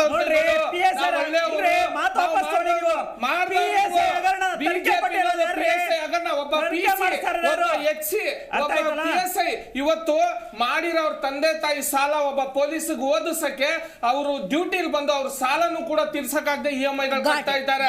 ಇಂಥದ್ರಲ್ಲಿ ಇವ್ರ ಮೇಲೆ ಹಾಕೋದು, ಇವ್ರ ಮೇಲೆ ಹಾಕೋದು, ಇದೇ ಜೀವನ ಆಗಿರೋದು ಇವ್ರದ್ದು. ಶಬ್ಬಾಸ್ ಖಾನ್ ಅವರು ಫಸ್ಟ್ ಬಂದಾಗ ಒಂದ್ ಮಾತು ಹೇಳಿದ್ರು, ಹಿಂದೂಗಳು ಮಾತ್ರ ಬಿಜೆಪಿ ಅವ್ರನ್ನ ಕಾಪಾಡ್ತಾ ಇದಾರೆ, ಅವ್ರು ಭಗವದ್ಗೀತೆಯಲ್ಲಿ ಏನೋ ಬರ್ದವ್ರೆ ಅಂತ. ಇವ್ರ ಭಗವದ್ಗೀತೆ ಇದರಲ್ಲಿ ಕುರಾನ್ ಅಲ್ಲಿ ಏನಾದ್ರು ಬರೇ ಸಮಾಜವನ್ನು ಉದ್ಧಾರ ಮಾಡ್ಬೇಕು ಅಂತ ಬರ್ದಾರ, ಬರೇ ಮುಸ್ಲಿಮ್ಸ್ನೇ ಉದ್ಧಾರ ಮಾಡ್ಬೇಕಂತ. ನೀವು ಭಗವದ್ಗೀತೆ ಆಗ್ಲಿ ನೀವು ಕುರಾನ್ ಬಗ್ಗೆ ನೀವು ನೋಡ್ರಿ, ನಿಮ್ಗೆ ಇರ್ತಕ್ಕಂಥದ್ದು ಭಗವದ್ಗೀತೆ ನಿಮ್ಗೆ ಮಾತಾಡಕ್ ರೈಟ್ಸ್ ಇಲ್ಲ, ಅರ್ಥ ಮಾಡ್ಕೊಳ್ಳಿ. ನಾವು ಕುರಾನ್ ಬಗ್ಗೆ ಮಾತಾಡ್ತೇವೆ, ನಾವು ಮಾತಾಡಕ್ ರೈಟ್ಸ್ ಇಲ್ವಾ? ಯಾರು ಯಾಕೆ ಮಾತಾಡ್ತೀರಾ? ನಾವು ಮಾತಾಡಕ್ ರೈಟ್ಸ್ ಇಲ್ವಾ? ಭಗವದ್ಗೀತೆ ಯಾಕೆ ಮಾತಾಡ್ತೀರಿ? ನಾಡು ನುಡಿ ಅಂತ ಬಂದಾಗ ನಾಡು ನುಡಿ ಬಗ್ಗೆ ಮಾತಾಡ್ರಿ, ಮಾತಾಡಕ್ಕೆ ನೀವು ನಿಮ್ಮ ಧರ್ಮ ಗ್ರಂಥಗಳಿರಂತ ಚರ್ಚೆಗೆ ತರಬೇಡಿ ಅಂತ ಹೇಳ್ತಾ ಇದ್ದೀವಿ. ಆಗೋದು ಬೇಡ, ನೀವು ಇಬ್ರು ಸೇರಿ ದೇಶವನ್ನು ಹಾಳು ಮಾಡಿರೋದು ನೀವು. ಯೋಗ್ಯತೆ ಇಲ್ಲ ಈ ದೇಶದಲ್ಲಿ ಮಾತಾಡಕ್ಕೆ, ಅರ್ಥಾಯ್ತಾ? ರಾಜ್ಯ ಅಭಿವೃದ್ಧಿ ಆಗ್ಬೇಕಾದ್ರೆ, ದೇಶ ಅಭಿವೃದ್ಧಿ ಆಗ್ಬೇಕಾದ್ರೆ ಯಾರಿಗೆ ನಾವು ಸಪೋರ್ಟ್ ಮಾಡ್ಬೇಕನ್ನ ನೀವು ಕಲೀರಿ. ಯಾರು? ಅರ್ಥ ಆಯ್ತಲ್ಲ? ನಾವು ಕಲಿಬೇಕಾಗಿದೆ. 100% ಕೆಲಸ ಮಾಡಿ ನಮ್ಮ ಹತ್ರ ನೀವು ಸ್ಕೂಲ್ಗೆ ಬನ್ನಿ, ಅದಾದ್ರೂ ಹೇಳ್ಕೊಡ್ತೀವಿ. ಅರ್ಥ ಆಯ್ತಾ? ರೈಟ್. ಸಿದ್ದರಾಮಯ್ಯನವರು ಏರು ಧ್ವನಿಯಲ್ಲಿ ಇಲ್ಲ ಅಕ್ರಮವೇ ನಡೆದಿಲ್ಲ, ಅದೇನ್ ತನಿಖೆ ಆಗುತ್ತೆ ಆಗ್ಲಿ, ಈ ತರ ಹೇಳಿದ್ರೆ ಒಪ್ಕೋಬೇಕಾ? ಒಪ್ಕೋಬೇಕು. ಪತ್ರಕರ್ತರಾದರು ಒಂದು ಯಾರಾದರೂ ಆಪಾದನೆ ಮಾಡಿದಾಗ ಕನಿಷ್ಠ ಪಕ್ಷ ಇವಾಗ ದಯಮಾಡಿ ಅದೇನು ಕಡಿಮೆ ಆಗ್ತಿದೆ ಗೊತ್ತಿಲ್ಲ, ಈಗ ಯಾರ್ದನೋ ಒಬ್ಬ CM ಆಪೋಸಿಷನ್ ಆಪಾದನೆ ಬಂದಾದ ಮೇಲೆ ಅಟ್ಲೀಸ್ಟ್ ಒಂದು ಸ್ವಲ್ಪ ವಿಮರ್ಶೆ ಮಾಡಲಿ, ಅವರು ತಿಳ್ಕೊಂಡ್ಲಿ. ಅದೇ ಹೇಳಿದ್ದಾರೆ ಹೊರತು ಗಟ್ಟಿದನಿ ಅಲ್ಲ ಅದು. ಅವ್ರು ಯಾರೋ ಒಬ್ರು ಪತ್ರಕರ್ತ ಒಂದು ಕ್ವಶನ್ ಸರ್, ಇವತ್ತು ನೆನ್ನೆ ವಿಷಯ ಮಾತಾಡ್ತಿಲ್ಲ, ಯಾವುದೇ ವಿಷಯ ಬರ್ಲಿ ಕರ್ನಾಟಕ ಕಾಂಗ್ರೆಸ್ ಸಂಬಂಧಪಟ್ಟಂತೆ ಈಗ ಅಂತದ್ದೇನೂ ನಡೆದಿಲ್ಲ ಅಂತ ಹೇಳಿದ ತಕ್ಷಣ ಯಾಕೆ ಅಷ್ಟು ದಯಮಾಡಿ ಯಾಕಷ್ಟು ನಿಷ್ಕಳಂಕವಾಗಿರ್ತಕ್ಕಂಥ ನಮ್ಮ ಮುಖ್ಯಮಂತ್ರಿ ಯಾಕೆ ಧೈರ್ಯವಾಗಿ ಮಾತಾಡ್ತಾರೆ ಅಂದ್ರೆ, ತಪ್ಪು ಮಾಡಿದ್ರೆ ಮಾತ್ರ ಮೇಡಮ್ ಎದುರ್ಕೊಳ್ಬೇಕಾಗಿರ್ತಕ್ಕಂಥದ್ದು, ಸರಿಯಾಗಿದೆ ಎದುರ್ಕೊಳ್ಬೇಕಾಗಿರೋ ಅವಶ್ಯಕತೆ ಇಲ್ಲ. ಒಂದು ಯಾರೋ ಒಬ್ರು ಪತ್ರಕರ್ತರು ಒಂದು ಕ್ವಶನ್ ಕೇಳ್ತಿದ್ದಾರೆ, ಇಂಥದ್ದು ಯಾವುದೋ ನಿಮ್ಮ ಮೇಲೆ ಅಪವಾದನೆ ಬಂದಿದೆ, ಏನು ಸರ್ ನಿಮ್ಗಂತ ಕೇಳ್ತಿದ್ದಾರೆ. ಅದಕ್ಕೆ ನೀವು ಅವ್ರೇನು ಹೇಳಿದಾರೆ, ಪತ್ರಕರ್ತರಿಗೆ ವಾಪಸ್ ಏನು ಹೇಳಿದ್ದಾರೆ, ಅವರೇನೋ ಆಪಾದನೆ ಮಾಡಿದ್ರಪ್ಪ, ನಿನ್ನ ಸೋರ್ಸಿಂದ ನೀನೇನು ಕಲೆಕ್ಟ್ ಮಾಡಿದ್ಯಾ ಹೇಳು ಅಂತ ಹೇಳಿದ್ದಾರೆ. ಅದನ್ನೇ ಗಟ್ಟಿದ್ದೀನಿ ಅಂದ್ಬಿಟ್ರೆ ಹೆಂಗೆ? ಆಮೇಲೆ ಒಂದು ಇವ್ರ ಸ್ನೇಹಿತರು ನಾನು ಫಸ್ಟೇ ಉತ್ತರ ಕೊಡಬೇಕಾಗಿತ್ತು. ದೇಶದಲ್ಲಿ ಮುಸಲ್ಮಾನರು ಒಬ್ಬರಿಗೆ ಅಲ್ಲ, ಮುಸಲ್ಮಾನರಿಗೂ ನಾವು ರಕ್ಷಣೆ ಕೊಟ್ಟಿದ್ದೀವಿ, ದಲಿತರಿಗೂ ರಕ್ಷಣೆ ಕೊಟ್ಟಿದ್ದೀವಿ. ದಯಮಾಡಿ ಸರ್ ನಾವು ಡಿಬೇಟ್ ಒಂದು ನಿಮಿಷ ಸರ್, ದಯಮಾಡಿ ಡಿಬೇಟ್ ಇದ್ರೆ ಇವರೇ ಇಲ್ಲಿ ನಾನು ಹೇಳ್ತಿರೋ ಡಿಬೇಟ್ ಮಾಡ್ತಿರೋ ಕೇಳಿಸ್ಕೊಳ್ರಿ, ಕೇಳಿಸ್ಕೊಳ್ರಿ ನೀವು, ದಯಮಾಡಿ ಕೇಳಿಸ್ಕೊಳ್ರಿ. ಈ ದೇಶದಲ್ಲಿ ವಿತೌಟ್ ಕಾಂಗ್ರೆಸ್, ಈ ದೇಶದಲ್ಲಿ ವಿತೌಟ್ ಕಾಂಗ್ರೆಸ್ ಮುಸಲ್ಮಾನರ ರಕ್ಷಣೆ ಮಾಡಿರ್ತಕ್ಕಂಥ ಯಾವ್ದಾದ್ರು ಪಕ್ಷ ಇದ್ರೆ ಕಾಂಗ್ರೆಸ್ ಒಂದು. ಅದರ ಜೊತೆನಲ್ಲಿ ಒಂದ್ ನಿಮಿಷ ಅರ್ಧ ನಿಮಿಷ ದಯಮಾಡಿ ಒಂದೇ ನಿಮಿಷ ಕೇಳಿ ಮೇಡಮ್, ಒಂದ್ ನಿಮಿಷ ಕೇಳಿ. ಅದೇ ರೀತಿಯಲ್ಲಿ 50 ವರ್ಷ 50-60 ವರ್ಷ ಆಡಳಿತ ಮಾಡ್ತಾ ಕೇಳಿ, ದಯಮಾಡಿ ಅದೇ ರೀತಿಯಲ್ಲಿ ಎಲ್ಲಾ ಸಮುದಾಯದವರು ಏನಾದ್ರೂ ಒಂದು ಶಾಂತವಾಗಿದ್ದಾರೆ ಅಂದ್ರೆ ಮೂಲಭೂತವಾಗಿ ಕಾಂಗ್ರೆಸ್ ಪಕ್ಷ ಎಲ್ಲಾರು ಭಯ ಕಾಲಘಟ್ಟದಲ್ಲಿ ಅದಕ್ಕೆ ಕೊಡುಗೆ, ಕಾಂಗ್ರೆಸ್ಸಿನ ಕೊಡುಗೆ ಅಪಾರವಾಗಿದೆ. ದಯಮಾಡಿ ಅಲ್ಲಲ್ಲ ಕೇಶವ್ ಅವರೇ, ಈ ಅವ್ಯವಸ್ಥೆನೇ ಆಗ್ತಿರೋದು. ಇವತ್ತು ನಾವು ಮಾತಾಡ್ತಿರೋದು ರಕ್ಷಣೆ ಕೊಟ್ಟವ್ರಲ್ವಾ ಇವರು. ಇದೇ ಕಾಂಗ್ರೆಸ್ ಮುಸಲ್ಮಾನರ ಮನೆ ಹಾಳು ಮಾಡಿದವರು ಪಕ್ಷ ಅಂದ್ಮೇಲೆ ಬಿಜೆಪಿನೂ ಪಕ್ಷ, ಕಾಂಗ್ರೆಸ್ ಪಕ್ಷ, ಯಂಗ್ಸ್ಟರ್ ಎಂಪವರ್ಮೆಂಟ್ ಪಾರ್ಟಿ ಪಕ್ಷ. ಒಂದ್ ನಿಮಿಷ, ಭಾರತೀಯ ರಾಷ್ಟ್ರೀಯ ಸಂಘ ಹೋಗಿ ಇದು ಕಾಂಗ್ರೆಸ್ ಆಗಿದ್ದು ಇವತ್ತು ನಮ್ ಜನಕ್ಕೆ ತಲೆಗೆ ತಲುಪಿಸಕ್ ಕೊಡ್ತಾ ಇಲ್ಲ ಇವರು. ರಾಷ್ಟ್ರೀಯ ಸೇವಾ ಸಂಘ ಅಲ್ಲಿ ಹೋಗಿ ಬಿಜೆಪಿ ಆಗಿರೋದು, ಇದು ನಮ್ ಜನಗಳಿಗೆ ತಲುಪಕ್ ಕೊಡ್ತಾ ಇಲ್ಲ ಇವರು. ಕಾಂಗ್ರೆಸ್ ಅಂದ್ರೆ ನಾವೆಲ್ಲ ಮುಸಲ್ಮಾನರಿಗೆ ನಿಮ್ಗೆ ಎಲ್ಲ ನಾವು ಕಾಪಾಡ್ಕೋತೀವಿ. ಕೋಟಿ ಜನಸಂಖ್ಯೆಯನ್ನು ರಕ್ಷಣೆ ಮಾಡ್ತಿರೋದು ಈಗ ನಮ್ಮ ಅಜೆಂಡಾದಲ್ಲಿ ಮುಸಲ್ಮಾನರಿಗೆ ಏನಾಗಿದೆ?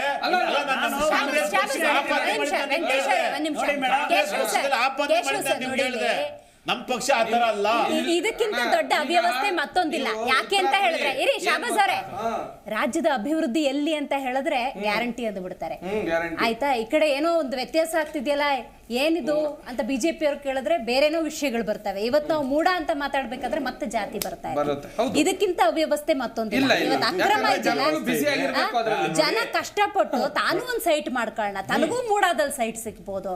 ಎಷ್ಟೆಷ್ಟು ವರ್ಷಗಳಿಂದ ಹರಕೆ ಹೊತ್ಕೊಂಡು ದುಡ್ಡು ಕಲೆಕ್ಟ್ ಮಾಡೋ ಕುತ್ಕೊಂಡಿರ್ತಾರೆ. ಉಳ್ಳವರೇ ಅದ್ರ ಪಾಲುದಾರರಾಗೋದಾದ್ರೆ ಇದನ್ನ ಹ್ಯಾಕ್ ಸಹಿಸ್ಕೊಳ್ಳೋದು? ನೋಡಿ ನಾನು ಪ್ರಶ್ನೆ ಕೇಳಿದ್ದಾರೆ, ನೀವ್ ಯಾರು ಮಾತಾಡ್ತಾರೆ. ಇವತ್ತು ದಿವಸ ಏನಂತಂದ್ರೆ ಇವ್ರು ಹೇಳ್ತಿದ್ರು, ಈ ಒಂದು ಇನ್ನೊಂದು ಡಿಬೇಟ್ ಅಲ್ಲಿ ಯಾರೋ ಒಂದು ಮುಸ್ಲಿಂ ಮುಖಂಡರು ಹೇಳ್ತಾ ಇದ್ರು, ಅದನ್ನ ಅವ್ರು ಏನ್ ಹೇಳ್ತಿದ್ರು ಅಂದ್ರೆ, ನಮ್ಮ ಸಮುದಾಯನ ಪಕ್ಷಗಳು ಬರೀ ಅವ್ರ ಸ್ವಂತಕ್ಕೆ ಉಪಯೋಗ ಮಾಡ್ಕೊಂಡ್ರದ್ ಬಿಟ್ರೆ ಬೇರೆ ಇನ್ನೇನು ಇಲ್ಲ. ಬಿಜೆಪಿ ಕಾಂಗ್ರೆಸ್ ಅಂದ್ರೆ ಏನಂತಂದ್ರೆ ಬಿಜೆಪಿನವ್ರು ನಮ್ ನೋಡಿದ್ರೆ ಬಿಸ್ತಲ್ ಹಾಕ್ತಾರೆ, ಕಾಂಗ್ರೆಸ್ ಅವ್ರು ನೋಡಿದ್ರೆ ನೆರಳಲ್ಲಿ ಹಾಕ್ತಾರೆ, ಅಷ್ಟೇ ವ್ಯತ್ಯಾಸ ಅಂತ ಹೇಳಿದ್ರು. ಮತ್ತೆ ಇನ್ನೊಂದೇನಂತಂದ್ರೆ ಇವತ್ತು ನಮ್ಮ ರಾಜ್ಯದಲ್ಲಿ ಕಾಂಗ್ರೆಸ್ ಸರ್ಕಾರ ಒಂದು ವರ್ಷ 3 ತಿಂಗಳಾಗಿದೆ ಆಯ್ತಾ. ಇಲ್ಲಿ 1 ವರ್ಷದಿಂದನೂ ಒಂದು ಕುರ್ಚಿ ಕಿತ್ತಾಟ ನಡೀತಾ ಇದೆ, ರಾಜಕೀಯ ಚದುರಂಗದಾಟ ನಡೀತಿದೆ. ಅಲ್ಲಿ ಇಬ್ರು ಪ್ಲೇಯರ್ಸ್, ಇವ್ರದೊಂದು ಮೂವ್ ಅವ್ರದೊಂದು ಮೂವ್, ಇದೂನು ಕುರ್ಚಿ ಕಿತ್ತಾಟದ ಒಂದು ಭಾಗನೇ. ಹೇಗೆ ಅಂತ ಹೇಳ್ತೀನಿ ನೋಡಿ, ಈಗ ಸಿದ್ದರಾಮಯ್ಯನವರು DCM ಒಂದು ಕೂಗು ಎದ್ದೇಳ್ತಿಕ್ಕೆ ಅವರೊಂದು ದಾಳ ಹೊರಡಿಸಿದ್ರು. DCM ಕೂಗ್ ಬಂದಿದ ತಕ್ಷಣ ಅದಾಗಿದ ತಕ್ಷಣ ಇವ್ರು ಏನ್ ಮಾಡಿದ್ರು, ಯಾರೋ ಸ್ವಾಮೀಜಿ ಕೈಯಲ್ಲಿ ಹೇಳಿಸಿ ಅವರೊಂದು ದಾಳ ಹೊರಡಿಸಿದ್ರು ಆಯ್ತಾ. ಬಿಜೆಪಿನವರು ಕೂಡ ಈ ಆಟದಲ್ಲಿ ಒಂದು ಭಾಗನೇ. ಯಾಕಂದ್ರೆ ನೋಡಿ, ವಾಲ್ಮೀಕಿ ಹಗರಣ ಆಯ್ತು, ಸಚಿವ ನಾಗೇಂದ್ರ ಅವರು ತಲೆದಂಡ ಆಯ್ತು, ಅದಾಗಿದ್ದಾದ್ಮೇಲೆ ಬಿಜೆಪಿ ತಣ್ಣಗಾಗೋದು ಸುಮ್ಮನೆ ಆಗೋದ್ರು. ಅದಾಗಿದ್ದಾದ್ಮೇಲೆ ಈ ಒಂದು ಸ್ವಾಮೀಜಿ ಆಗಿದ್ದಾದ್ಮೇಲೆ ಮತ್ತೆ ಬಿಜೆಪಿನವ್ರು ಫೀಲ್ಡ್ ಒಳಗೆ ಬಂದು CM ರಾಜೀನಾಮೆ ಕೊಡೋವರೆಗೂ ನಾವು ಬಿಡಲ್ಲ ಅಂತ ಮತ್ತೆ ಅವ್ರ ಧರಣಿ ಕೂತ್ಕೊಂಡ್ರು. ಇದು ಒಂದು ಚದುರಂಗದಾಟ ನಡೀತಿದೆ.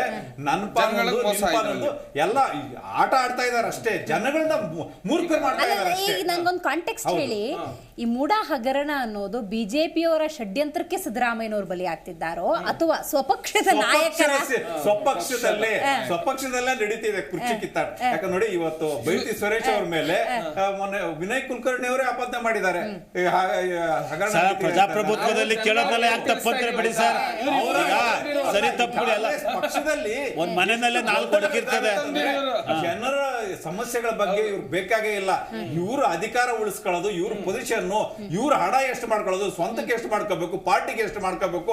ಈಗ ಬೆಲೆ ಏರಿಕೆ ಮಾಡಿದಾಗ ಡೀಸೆಲ್ ಪೆಟ್ರೋಲ್ ಬೆಲೆ ಅವ್ರು ಕೊಟ್ಟಿದ್ದೇನೋ ಸಂಪನ್ಮೂಲ ಕ್ರೋಢೀಕರಣ, ಆದಾಯ ಯಾರಿಗೆ ಜನಕ್ಕೆ ಏನು ಉಪಯೋಗ ಆಗ್ತಾ ಇಲ್ಲ, ಅವ್ರು ಸ್ವಂತ ಆದಾಯ ಮಾಡ್ಕೊತಿದ್ದಾರೆ ಅಷ್ಟೇ. ಬೇರೆ ಬೇರೆ ಹೆಸರಿನಲ್ಲಿ ಪೆಟ್ರೋಲ್ ಇದು ಏನು ಹಾಲಿನ ಬೆಲೆ ಏರಿಸಿದ್ರು, 2 ರೂಪಾಯಿ ಅಂತಂದ್ರು. ಎಲ್ಲಿ 2 ರೂಪಾಯಿ? ಪ್ಯಾಕೆಟ್ ಮೇಲೆ 2 ರೂಪಾಯಿ, ಅರ್ಧ ಲೀಟರ್ಗೂ 2 ರೂಪಾಯಿ. ಅಂದ್ರೆ ಅರ್ಧ ಲೀಟರ್ 2 ಪ್ಯಾಕೆಟ್ ಆದ್ರೇನು 4 ರೂಪಾಯಿ ಜಾಸ್ತಿ ಆಯ್ತು 1 ಲೀಟರ್ ಮೇಲೆ. ಇದು ಎಲ್ಲ ಮನೆ ಮಾಚ ಒಂದು ತಂತ್ರ ಅಷ್ಟೇ. ಸರ್, ರೈತರು ಕೊಡುವ ನೀವೇನು ಇದು ಮಾಡ್ತೀರಾ ಸರ್? ದಯಮಾಡಿ ಒಂದ್ ನಿಮಿಷ ದಯಮಾಡಿ ರೈತರು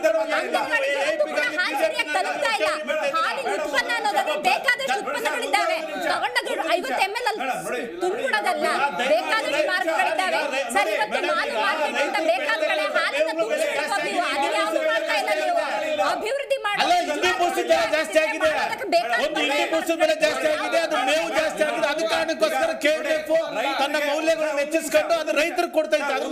ಅದಕ್ಕೆ ಬಿಜೆಪಿ ಹೊಟ್ಟೆವರಿ ರೈತರಿಗೆ ಅನುಕೂಲ ಆಗೋದನ್ನ ನೋಡಿ. ಇವಾಗ ಪೆಟ್ರೋಲ್ ಇದು ಹಾಲಿನ ಬೆಲೆ 4 ರೂಪಾಯಿ ಏರಿಸಿದ್ರ 1 ಲೀಟರ್ ಮೇಲೆ ಆಯ್ತಾ. ಇದೇ ಇದರಲ್ಲಿ ರೈತರಿಗೆ ಎಷ್ಟು ಏರಿಸಿದ್ರು ಇವತ್ತು ಹೇಳಿ, ಎಷ್ಟು ಏರಿಸಿದ್ರೆ ಹೇಳಿ. ಬೆಂಬಲ ಬೆಲೆಯಲ್ಲಿ ಯಾರು ಏರಿಕೆ ಮಾಡಿದೀರಾ? ಈಗ ದಯಮಾಡಿ ಆಪಾದನೆ ಮಾಡಿದಾದ್ಮೇಲೆ ಕೇಳಿಸ್ಕೊಳ್ಳೋ ಸೌಜನ್ಯನೂ ಇರ್ಬೇಕು ಡಿಬೇಟ್. ಗೋವಿಂದರಾಜ್ ಅವರೇ, ನಾನು ಕೇಶವ್ ಅವ್ರಿಗೂ ಅದೇ ಪ್ರಶ್ನೆ ಕೇಳಿದ್ದು. ನಮಗೆ ಮೂಡ ಅಂದಾಗ ಮೈಸೂರು ಭಾಗದ ಜನಕ್ಕೆ ಮೂಡಾದಲ್ಲೊಂದು ಎಲ್ಲ ಡಾಕ್ಯುಮೆಂಟ್ ಸರಿ ಇರೋ ಒಂದು ಸೈಟ್ ನಮ್ಮದು ಒಂದಾದರೆ ಅಂತ ಸಹಜವಾಗಿ ಆಸೆ ಇಟ್ಕೊಂಡಿರ್ತಾರೆ.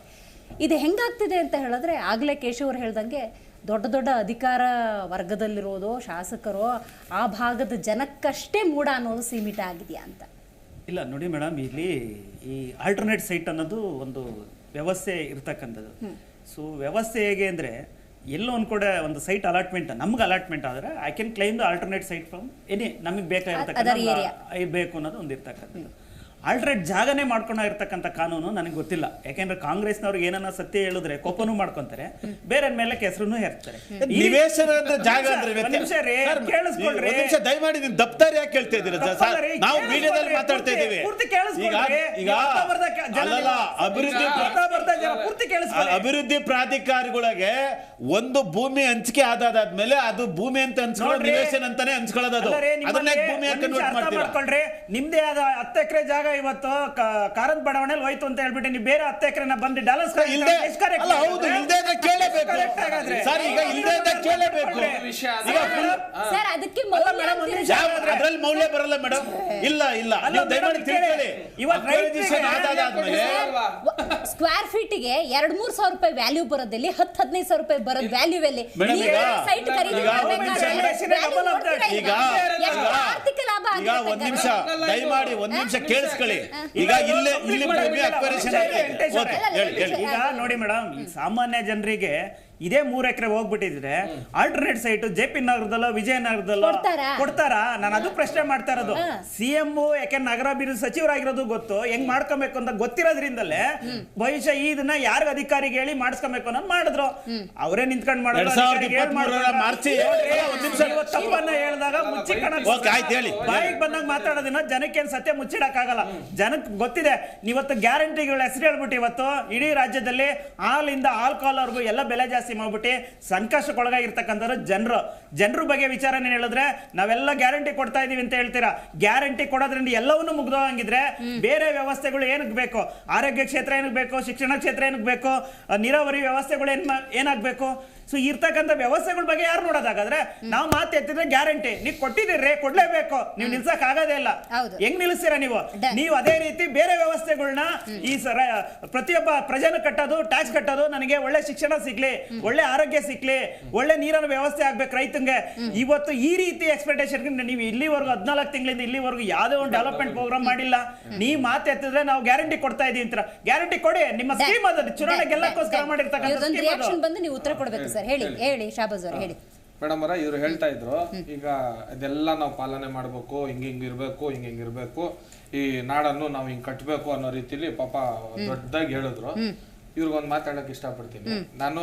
ಫಸ್ಟೇ ಜನಗಳ ಕ್ಲಿಯರ್ ಆಗ್ಬೇಕು, ಕಾಂಗ್ರೆಸ್ ಬಿಜೆಪಿ ಬಾಯಿ ಹಮ್ದೋ ಏಕೈ ಅಂತ ಹೇಳ್ಬಿಟ್ಟು ಇವ್ರಿಗೊಂದು ನಾರ ಬರ್ಬೇಕು. ಒಂದು ಎರಡನೇ ದಿನ ರಾಜ್ಯದ ವಿಷಯ ಬಂದಾಗ ಈಗ ನಮ್ಮ ಕಾಂಗ್ರೆಸ್ ಜಾತ್ಯತೀತ ಪಕ್ಷ ರೀ, ಕಾಂಗ್ರೆಸ್ ಬಿಜೆಪಿ ಯಾಕೆ ನೀವು ಸಂಬಂಧ ಕಲ್ಪಿಸ್ರಿ? ನಮ್ಮ ಐಡಿಯಾಲಜಿನೇ ಬೇರೆ, ಬಿಜೆಪಿ ಯಾಕೆ ಕಂಪೇರ್ ಮಾಡ್ತೀರಿ? ಕ್ಲಾರಿಟಿ ಕೊಡಿ. ನಮ್ಮ ಬಿಜೆಪಿ ಯಾಕೆ ಕಂಪೇರ್ ಮಾಡ್ತೀರಿ? ಜಗಜಾಂತರ ವ್ಯತ್ಯಾಸ ಇದೆ. ಈ ಡೆವಲಪ್ಮೆಂಟ್ ಅಂತ ವಿಚಾರ ಬಂದಾಗ ಈ ಮೂಡ ಅನ್ನೋದು ಮೂಡ್ ಬಂದಂಗ್ ಮಾಡ್ಬಿಟ್ಟವ್ರೆ. ಆಫೀಸರ್ಗಳನ್ನ ಹೆಂಗ್ ಬೇಕಾದ್ರೂ ಉಪಯೋಗಿಸ್ಕೊಬಿಟ್ಟವ್ರೆ. ಇವ್ರಿಗೆ ಉತ್ತರ ಕೇಳಿ ಅಂದ್ರೆ ಆ ಕಡೆ ಕೈ ತೋರಿಸ್ತಾರೆ. ಅವ್ರಿಗೆ ಉತ್ತರ ಕೊಡಿ ಅಂದ್ರೆ ಅವರು ನಾವು 1 ವರ್ಷದಿಂದ ನೀವು ಹಿಂಗ್ ಮಾಡ್ಬೇಕಿತ್ತು, ಗ್ಯಾರಂಟಿ ಕೊಟ್ಟು ಅಲ್ಲಿಂದ ಆಲ್ಕೋಹಾಲ್ವರೆಗೂ ಮೋಸ ಮಾಡಿದೆ ಕಾಂಗ್ರೆಸ್ ಅಂತ ಹೇಳ್ತಾ ಇದಾರೆ. ನೀವ್ ಇಷ್ಟ ದಿನ ಇದ್ರಲ್ಲಿ ನೀವೇನ್ ಮಾಡ್ತಿದ್ರಿ? ಏನ್ ಆಗಿರ್ಲಿಲ್ಲ ಅಂತ ಪ್ರಶ್ನೆ ಹೇಳ್ರಿ. ಏನಾಗಿಲ್ಲ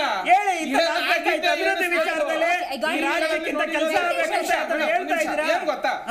ಈಗ ಇರೋ ರಾಜ್ಯ ವಿಚಾರ ಒಬ್ಬ ಸಾಮಾನ್ಯ ವ್ಯಕ್ತಿ ದುಡ್ಕೊಂಡು ತಿನ್ನೋನು, ಕೂಲಿ ಕೆಲಸ ಮಾಡೋರು 400, 500, 1000 ದುಡ್ಕೊಂಡು ಅವ್ರ ಜೀವನ ಕಟ್ಟೋದು ಬಹಳ ಕಷ್ಟ ಇದೆ.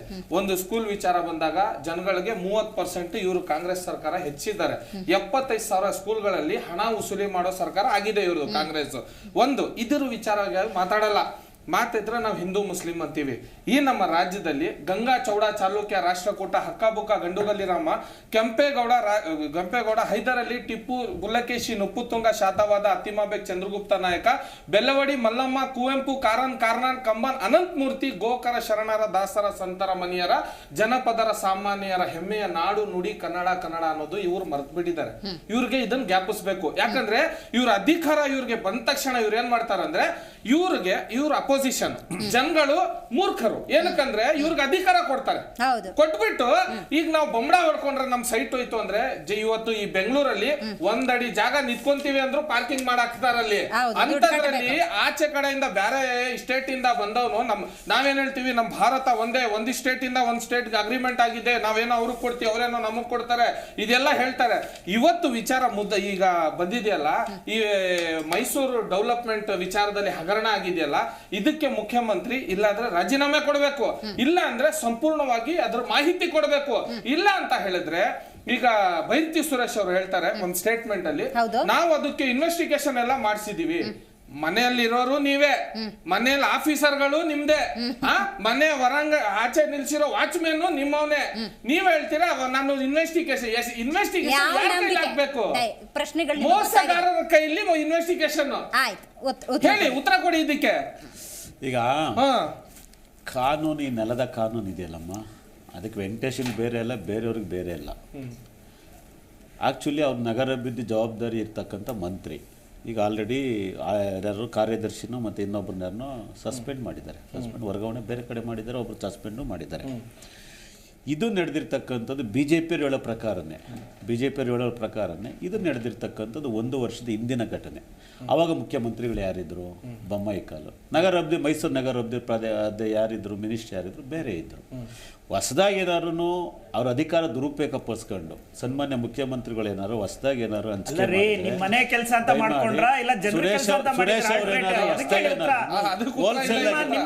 ದಯಮಾಡಿ ಹೋಲ್ಸೇಲ್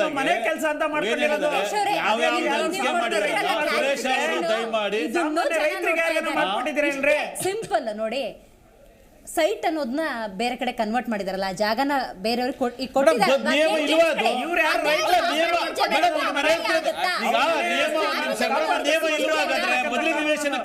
ನಿಯಮ ಎಲ್ಲಿ ಹೇಗೆ ಯಾವುದೇ ಒಬ್ಬ ಪ್ರಾಧಿಕಾರದವರು ಒಂದ್ ನಿಮಿಷ ಮೇಡಮ್, ಈಗ ನಮ್ದು ಒಂದ್ ನಿಮಿಷ ಮೇಡಮ್, ನಾವು ಯಲಹಂಕ ಭಾಗ ಕೇಳಿ ಒಂದ್ ನಿಮಿಷ ಮೇಡಮ್.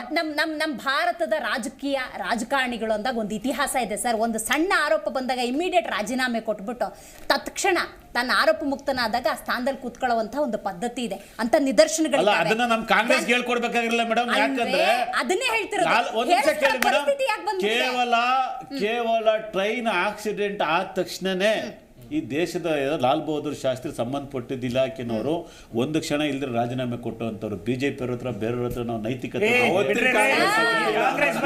ವಿಚಾರ ಏನಂದ್ರೆ ಇವತ್ತು ವಿಷಯ ಒಂದ್ ನಿಮಿಷ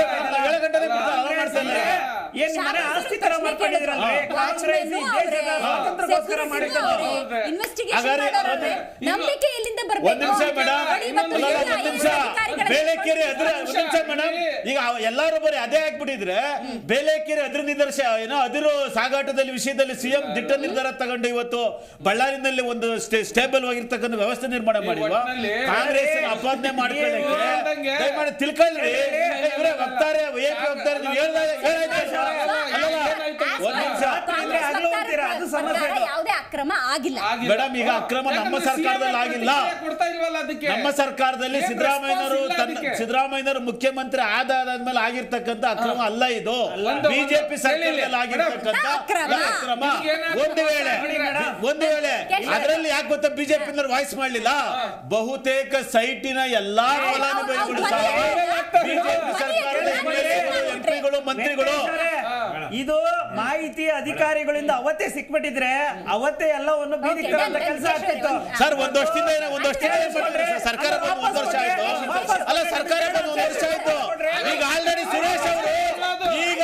ಸುರೇಶ್ ಅವರು ಅದು ತನ್ನ ಅಧಿಕಾರ ಬಳಸಿ ಹಂಚಿಕೆ ಆಗಿರ್ತಕ್ಕಂಥ ಎಲ್ಲಾ ಸೈಟ್ಗಳನ್ನ ತಾತ್ಕಾಲಿಕವಾಗಿ ರದ್ದು ಮಾಡಿದ್ದಾರೆ. ಡಿಬೇಟ್ ಅಲ್ಲಿ ಕಾಂಗ್ರೆಸ್ ವಕ್ತಾರರು ಆಗಿದ್ದ ಅಕ್ರಮ ಅಂತ ಒಪ್ಕೊಂಡ್ರು, ಅಕ್ರಮ ಅಂತ ಒಪ್ಕೊಂಡ್ರು. ಇವತ್ತು ಸರ್ ಬಿಜೆಪಿನಲ್ಲಿ ಆಗಿರ್ತಕ್ಕಂಥ ಈಗ ದಯಮಾಡಿ ನಾನು ಹೇಳೋದ್ರ ಹೇಳಿಕೆ ನೀವು ಏನೋ ತಿರ್ಚಿದ್ರೆ ಏನು ಮಾತಾಡ್ತಾ ಇದ್ದಾರೆ. ಇವಾಗ ನಾವು ಇಲ್ಲಿ ಬೆಂಗಳೂರಲ್ಲಿ ಅರ್ಕಾವತಿ ಲೇಔಟ್ ಅಂತ ಮಾಡಿದ್ರು. ಸುಮಾರು 10-12 ವರ್ಷ ಅದಕ್ಕೆ ಸೈಟ್ ಅಲಾಟೀಸು ಟ್ಯಾಕ್ಸ್ ಎಲ್ಲ ಕಟ್ಕೊಂಡ್ ಬಂದ್ರು. ಸಿದ್ದರಾಮಯ್ಯ ಅವರು ಸಿಎಂ ಆಗಿದ್ದಾಗ ಡಿನೋಟಿಫಿಕೇಶನ್ ಮಾಡಿದವರೆಲ್ಲ ಸೈಟ್ ಕಳ್ಕೊಂಡ್ರು. ಆ ಎಲ್ಲರಿಗೂ ಅಲ್ಲಿ ಇವತ್ತಿನ ದಿವಸ ಅದ್ರ ಬೆಲೆ 6-7 ಸಾವಿರ ರೂಪಾಯಿ ಇದೆ ಮಿನಿಮಮ್ ಅಂತ ತಂದ್ರು. ಅವ್ರಿಗೆಲ್ಲ ನಾಡಪ್ರಭು ಬಿಡದಿಯಲ್ಲಿ ಸೈಟ್ ಕೊಡ್ತಾ ಇದಾರೆ. ಆ 100 ಜನ ಲಿಸ್ಟ್ ಕೊಡ್ತೀವಿ, ಅಲ್ಲಿ 1-2-3 ಸಾವಿರ ಇದೆ ಆಯ್ತಾ. ನಾನು 100 ಜನ ಲಿಸ್ಟ್ ಕೊಡ್ತೀನಿ, ಇವ್ರು ನಗರಾಭಿವೃದ್ಧಿ ಸಚಿವರು ಕೊಡ್ತಾರೆ. ಆ 100 ಜನಕ್ಕೂ ಭೂಮಿ ಖಾಲಿ ಆದಾಗ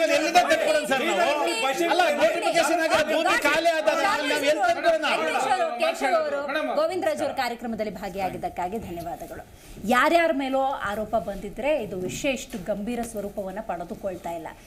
ವಿಷಯ ಬಂದಿರುವುದು ಘನತೆವೆತ್ತ ಮುಖ್ಯಮಂತ್ರಿಗಳ ಕುಟುಂಬಕ್ಕೆ ಸಂಬಂಧಪಟ್ಟ ಹಾಗೆ. ಹಾಗಾಗಿ ಜನ ಕೇಳುವಂತಹ ಪ್ರಶ್ನೆಗೆ ಸಿದ್ದರಾಮಯ್ಯ ಉತ್ತರ ಕೊಡಲೇಬೇಕಾಗಿದೆ ಅಂತ ಹೇಳ್ತಾ ಇವತ್ತಿನ ಕಾರ್ಯಕ್ರಮವನ್ನು ಮುಗಿಸೋಣ. ನೋಡ್ತಾ ಇರಿ ಜಿ ಕನ್ನಡ ನ್ಯೂಸ್, ಸತ್ಯವೇ ಸುದ್ದಿಯ ಜೀವಾಳ.